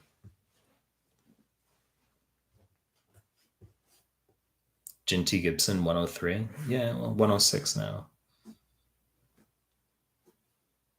Are you practicing doctor? Nah, I said I'm not. I just do USMLE. What's your biggest in your opinion, what's the biggest difference between being 26 and 36? Um, there's a lot there. Um, you're gonna have more money in your 30s than your 20s. But apart from that, you're gonna fuck up way less in your 30s than your 20s. Um, in terms of your encounters with women, 20s men fuck up a lot. Um, yeah, I mean, look, what's going through my mind is I'm just being careful in a lot of the things I talk about because at the end of the day, this is even though I talk about a lot of things that are not med related right now. I'm um, still my medical live stream, isn't it? But I mean, when you hit 30, there's no excuses anymore for any. You can't blame your parents for like insecurities you have for insecurities you have as an adult. Like you can be like for example, I struggled with my appearance growing up due to one of my parents who used to always say negative things about my appearance when I was growing up. That translated into my insecurities as an adult and decisions I made as an adult to enhance my appearance. And I resented that parent for a long time. And then I had another parent who like never gave me any validation about my intellect, you know? And we have like people in the family who've gone to Ivy Leagues and stuff. And it's like I never had validation in that department. So I had a chip on my shoulder. And I had like intellectual insecurities through my 20s as well. But when you hit 30, you can't fucking blame your parents for your shortcomings. You can't blame your parents for insecurities you have. You can't blame your parents for any baggage you're still holding on to. So like when you hit 30, it's like you're very much a fucking adult. Like that's the year where you're like, I am 0% a kid anymore. Like you try to like latch on, you'll be like 27 and you're like, well, I'm like insecure about X because my parents or my sister or my brother did this when I was younger. And then like when you're 30, you're like, you're a fucking like, there's no questions asked. You're like a fucking adult. And that's kind of like, that can be a positive thing because you just take ownership finally. And like you say, like, there's no fucking excuses. You can't blame anyone anymore. And then in your 30s as well, real life occurs. You're gonna start encountering more adversities, and people in your life will start encountering more adversities. Bad things can happen in life, and of course, we don't want those things to happen. But when we're young, most people are healthy. You know, when we say you can say everyone's healthy, but like most people are healthy when they're young. But people when they're older, they get cancer, cardiovascular disease, right? When you're young, like most people haven't had like overtly bad things occur, like certain stressors in life or adversities, and like things can happen in life. Um, those things tend to unfold a bit into your 30s. Additionally, it's just more years. For example, people going through med school, right? Some of you guys might fail like your step, or you might fail like your comp exams, or you fail like certain things might happen and it's like extremely stressful. Holy shit. And it seems like the end of the world because like you're encountering these things and you haven't encountered them before, and they're like you know But then what's gonna happen is you're gonna move past them and you're gonna get through them and things are gonna be okay and like things are gonna get better. And then over time, you're gonna look back and you'll be like, it wasn't even a big deal. Like it was a big deal at the time, but like it really wasn't that big of a deal. That's just like life. Like I'm not paralyzed. I don't have cancer. Fortunately, knock on wood, right? Things could be way, way, way worse. But it's like there's stressors like that. There's things that occur.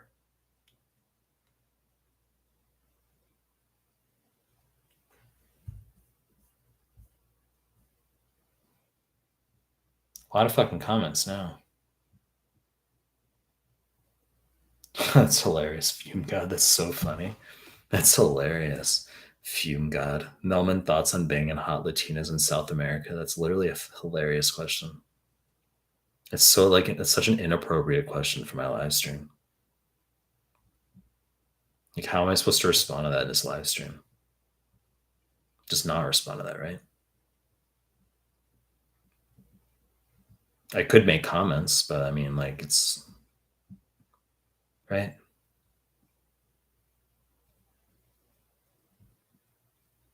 Raj Matthew, repeated rejection is definitely an overall positive. It is. Of course it is.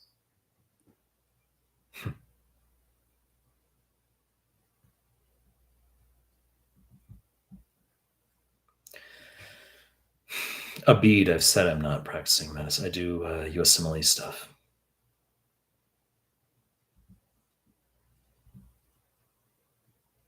What do you think about arranged traditional marriages? It's fine. It's goal oriented.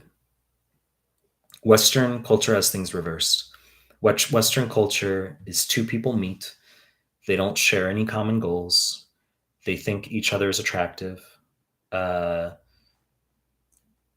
and they have some sort of sexual interaction, and it sort of just grows spontaneously from there. It's like, well, maybe do you want kids, or you like to travel, or things kind of just grow up or develop, like spring up sort of like haphazardly from this foundation of just like two people meet because it's like she thinks he's hot, he thinks she's hot, or like, maybe they're in social circle or something. And like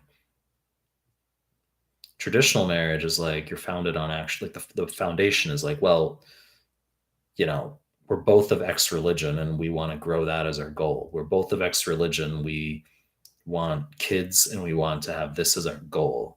And this notion of like who likes to travel where, or who likes spicy food, or who likes what music, those things don't matter.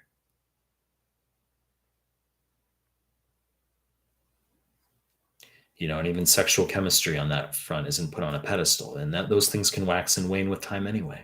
Those things do wax and wane with time. So if an interaction is based on that, which all Western ones are basically, that explains why relationships disintegrate.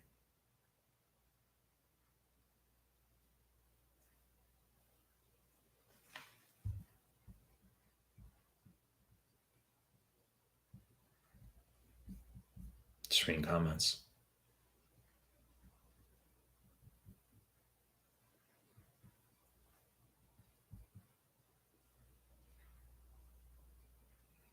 Just reading comments.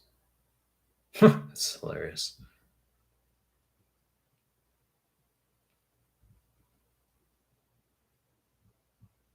But at a certain point, Dan Blauman, at a certain point, isn't there a huge imbalance between outcome of personality strengthening versus effort of incessantly seeking out repeated rejection? Why is that so worth your time? Because it's like going to the gym. It doesn't matter how jacked you are. You can have worked out like you could have gone to the gym your whole life. If you stop working out, you're going to lose it. Isn't that true? There's a macro element. There's macro accretion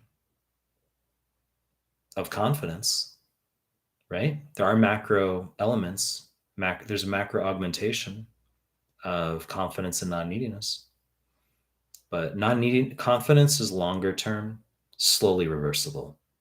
It's the macro effect of subjecting yourself to large amounts of rejection in the macro Okay, that macro confidence is a macro growth. Non-neediness is quickly reversible. If a guy doesn't subject himself to that repeated reverse adversity / rejection, he'll quickly reverse on non-neediness, and he'll become more needy. It's like going to the gym. It doesn't matter if you're jacked. If I don't lift for 2 weeks, I'll be less jacked. I'm not even jacked. I just talked about how, like, if I took roids or something, it's like, you get my point though, is that, like, there's no entitlement. You can't have entitlement.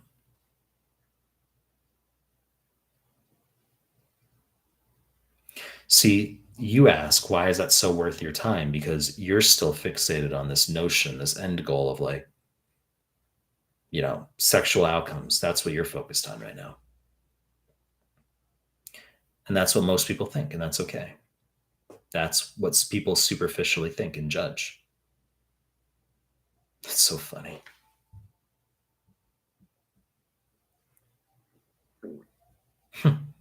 So funny.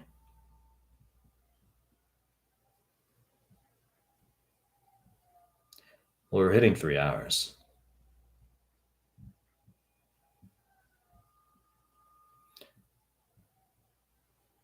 Jinty Gibson, you say, I'm sorry to hear that, man. I have a similar relationship with my parents. Making negative comments about my appearance and academic abilities cause a lot of. I'm not. Why are you saying sorry to hear that, man? See, that's a difference in perspective right now. I don't feel. I'm glad. I'm glad for that. Because you see, the thing is, most people are very ashamed of those insecurities and they will never voice them.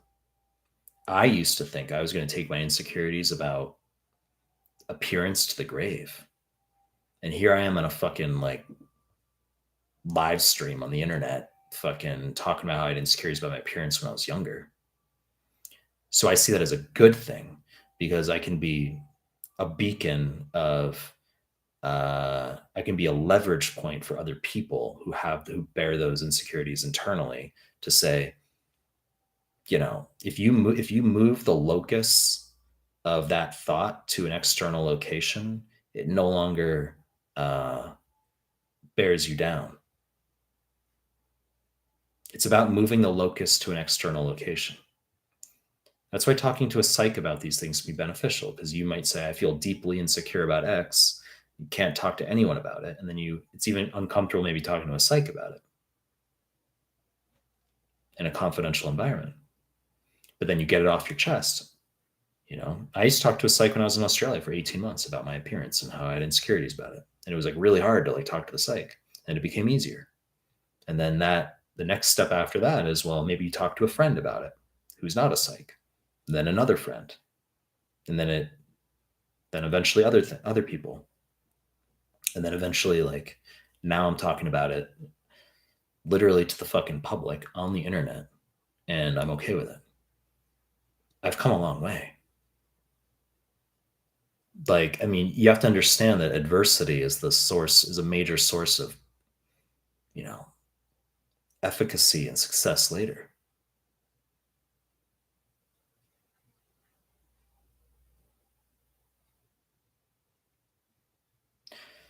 I mean, but yeah, there were negative voices. There were a lot of negative voices, and I carried that resentment for a long time. And that had to come to the surface. And it did come to the surface. And the relationships, they temporarily ebbed. My late 20s and my early 30s. That's, like, the whole thing, like, with my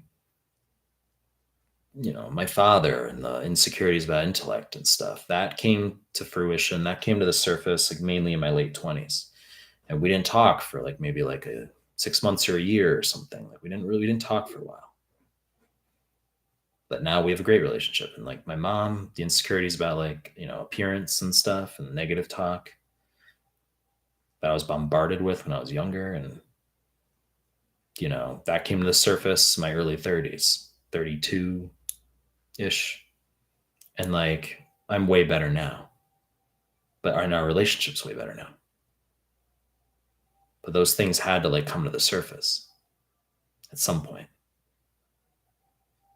But I mean, there was a time when I thought I was gonna like go to the grave with like my insecurities about appearance. People criticize my appearance all the time, and I'm like, do it. Criticize my appearance.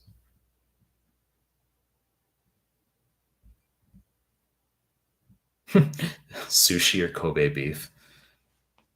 I said I'm into steak. Steak's my favorite food. I eat steak like 3 times a week. I'm really like red meat, and it's got to be rare. I'm gonna have steak today. Actually, it's 5:42 a.m. I'm gonna have steak in maybe like I don't know, maybe 14 hours from now. I'm gonna have a lot of steak. Fish is great. I mean, like I had fish for dinner tonight, but like um I don't eat a lot of white rice. I prefer like sashimi if anything, or just a big piece of like grilled fish. Just go study. Are you Jewish? Truly just curious. Yeah, I'm Jewish. I mean, I don't like practice or anything, but I was raised Jewish.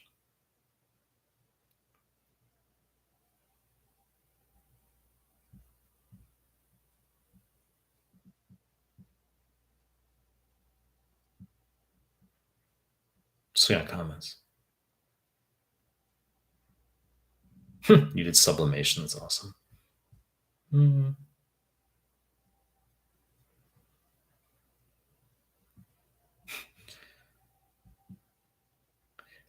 It's like laughable how some of the questions are like so like random and like out of place compared to others. It's like you get all these questions about like dating and fucking chicks and stuff, and then it's like, how do you tell the difference between heroin withdrawal and benzodiazepine withdrawal? Heroin withdrawal, they like yawning. That's a weird one, huh? Yawning, piloerection, which is your hairs stick up, goosebumps.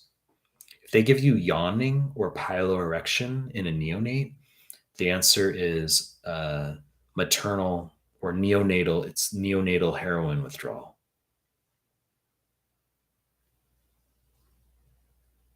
Benzodiazepine withdrawal can be seizure, right? It's like alcohol withdrawal, right? Isn't benzodiazepine alcohol, right? They both bind to GABA, but different locations, but still GABA A, the chloride channel. So delirium tremens if you have alcohol withdrawal, right? Well, benzodiazepine withdrawal, you could get a seizure. Alex writes piloerection there. Did you write that after I said it? Because I didn't see. If you wrote that, I didn't see it.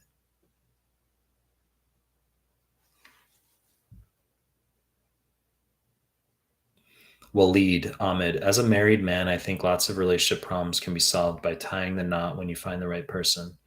Until the divorce, says Raj. That's funny. Well, I would say it's about shared goals, right?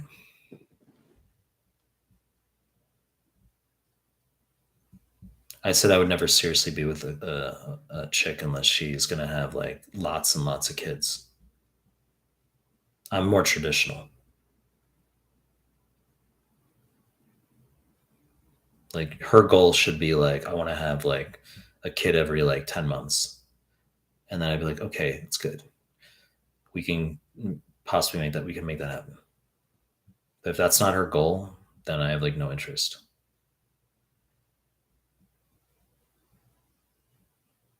Because it's not going to be fucking spicy food that's going to hold a relationship together, or tequila, or travel.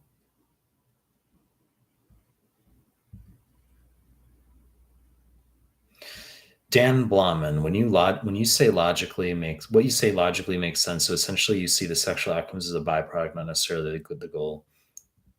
People judging you assume the opposite. Correct. Correct. But that's not their fault, because isn't it kind of logical to assume from the start that that would be the logical inference, right? To assume that that's someone's goal, though. Like, right? Most people like 99.999% of like dudes who like go approach women are like doing it to be like, I'm growing my confidence or, the strength of my personality. Like that's not what 99%. I just moved my microphone out. I just realized my microphone was in my actual video stream.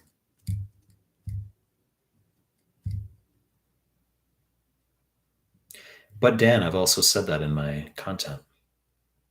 I've said that a lot in my content. I've explicated that. I've said that like throughout the years. And then we got Amber Gill asking about IMGs in step 1 in 6 months. I mean, how's that for a contrast? Let me talk about US like non-IMGs or non-IMGs going through step 1 in 6 months. What should be the approach? Amber Gill. How's it going, Amber? UWorld or Amboss, you don't need 6 months. You could do 3 months. UWorld or Amboss, it's going to take you 2 months to get through QBank, and then you only need a month for the NBME exams. Depends on your situation, with class and stuff. You can make or draw up QBank more longitudinally and get through it in EG, 5 months. If you want to do 2 QBanks or something, it's fine. Or and make sure you get through my PDFs and YouTube MCQs.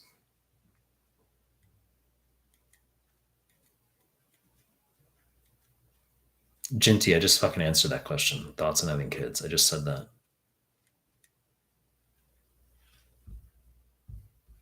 Like, I've articulated as well, there's no freedom of speech anymore. I say this a lot. This is kind of the necessary, like, preface for a lot of things, right? Because people get triggered a lot. People get triggered real fucking fast when we talk about male female stuff. That's what the state we're in like 2023. I'm traditional in my views. I think the female role is like not career. I see it as like just having kids. But let's be clear, it's okay. Have a career, do what you want to do. Yes, there should be equal rights and all this. People take things the wrong way. But in 2023, it's like the notion of communicating that, like, I think of, I find most attractive a female who like isn't career focused and focused on having kids instead. That's considered like misogynist or something. I voted for Hillary. I voted for Biden. I voted for Obama. Right? If I were a misogynist, don't you think I would have voted for Trump? I voted for fucking Hillary. And people want to call me misogynist. I donated to Hillary. I donated to Hillary Clinton. And people want to call me misogynist. How's that for laughable?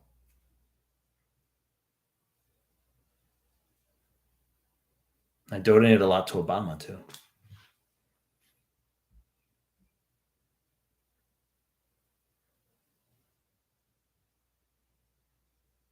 Laughable. So funny. Like, so it's funny seeing some of these like med questions, like the contrast. Like, you can't really make that. You can't make this shit up. Like the contrast of like some of these questions, like, one after the next, you can't make that shit up. Like, you literally have Lawrence Hansen saying, I'm tired of being an alpha. How can I be more beta? And then you got Border, who's like, for boards and beyond, and step 2, UWorld. It's like laughable. It's laughable.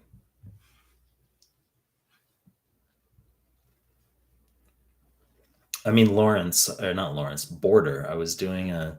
I did seriously answer med questions for like 2 hours.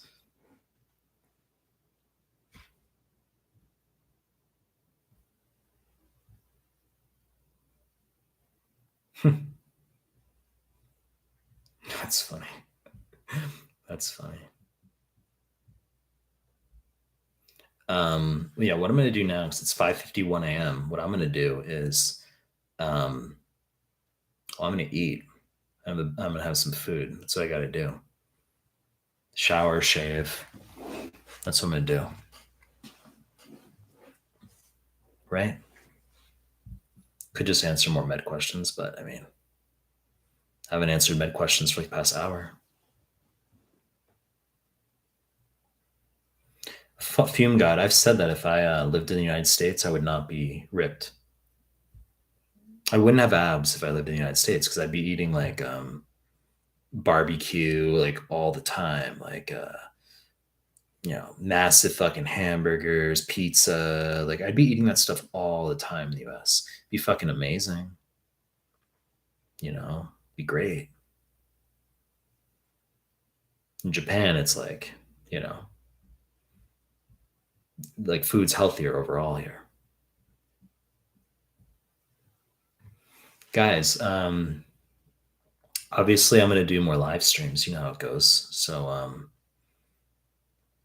if you're asking questions in the Telegram group or something and I'm not responding, like, don't get salty with me. You know what I'm saying? Like, just come to office hours and the first like hour plus, the first hour to 2 hours plus at a minimum, I seriously answer like med questions, like straight up.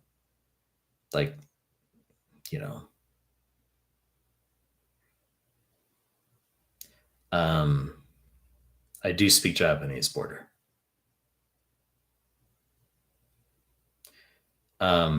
Guys, so I'll see you guys later. All right. I appreciate you coming to live stream. All right, guys.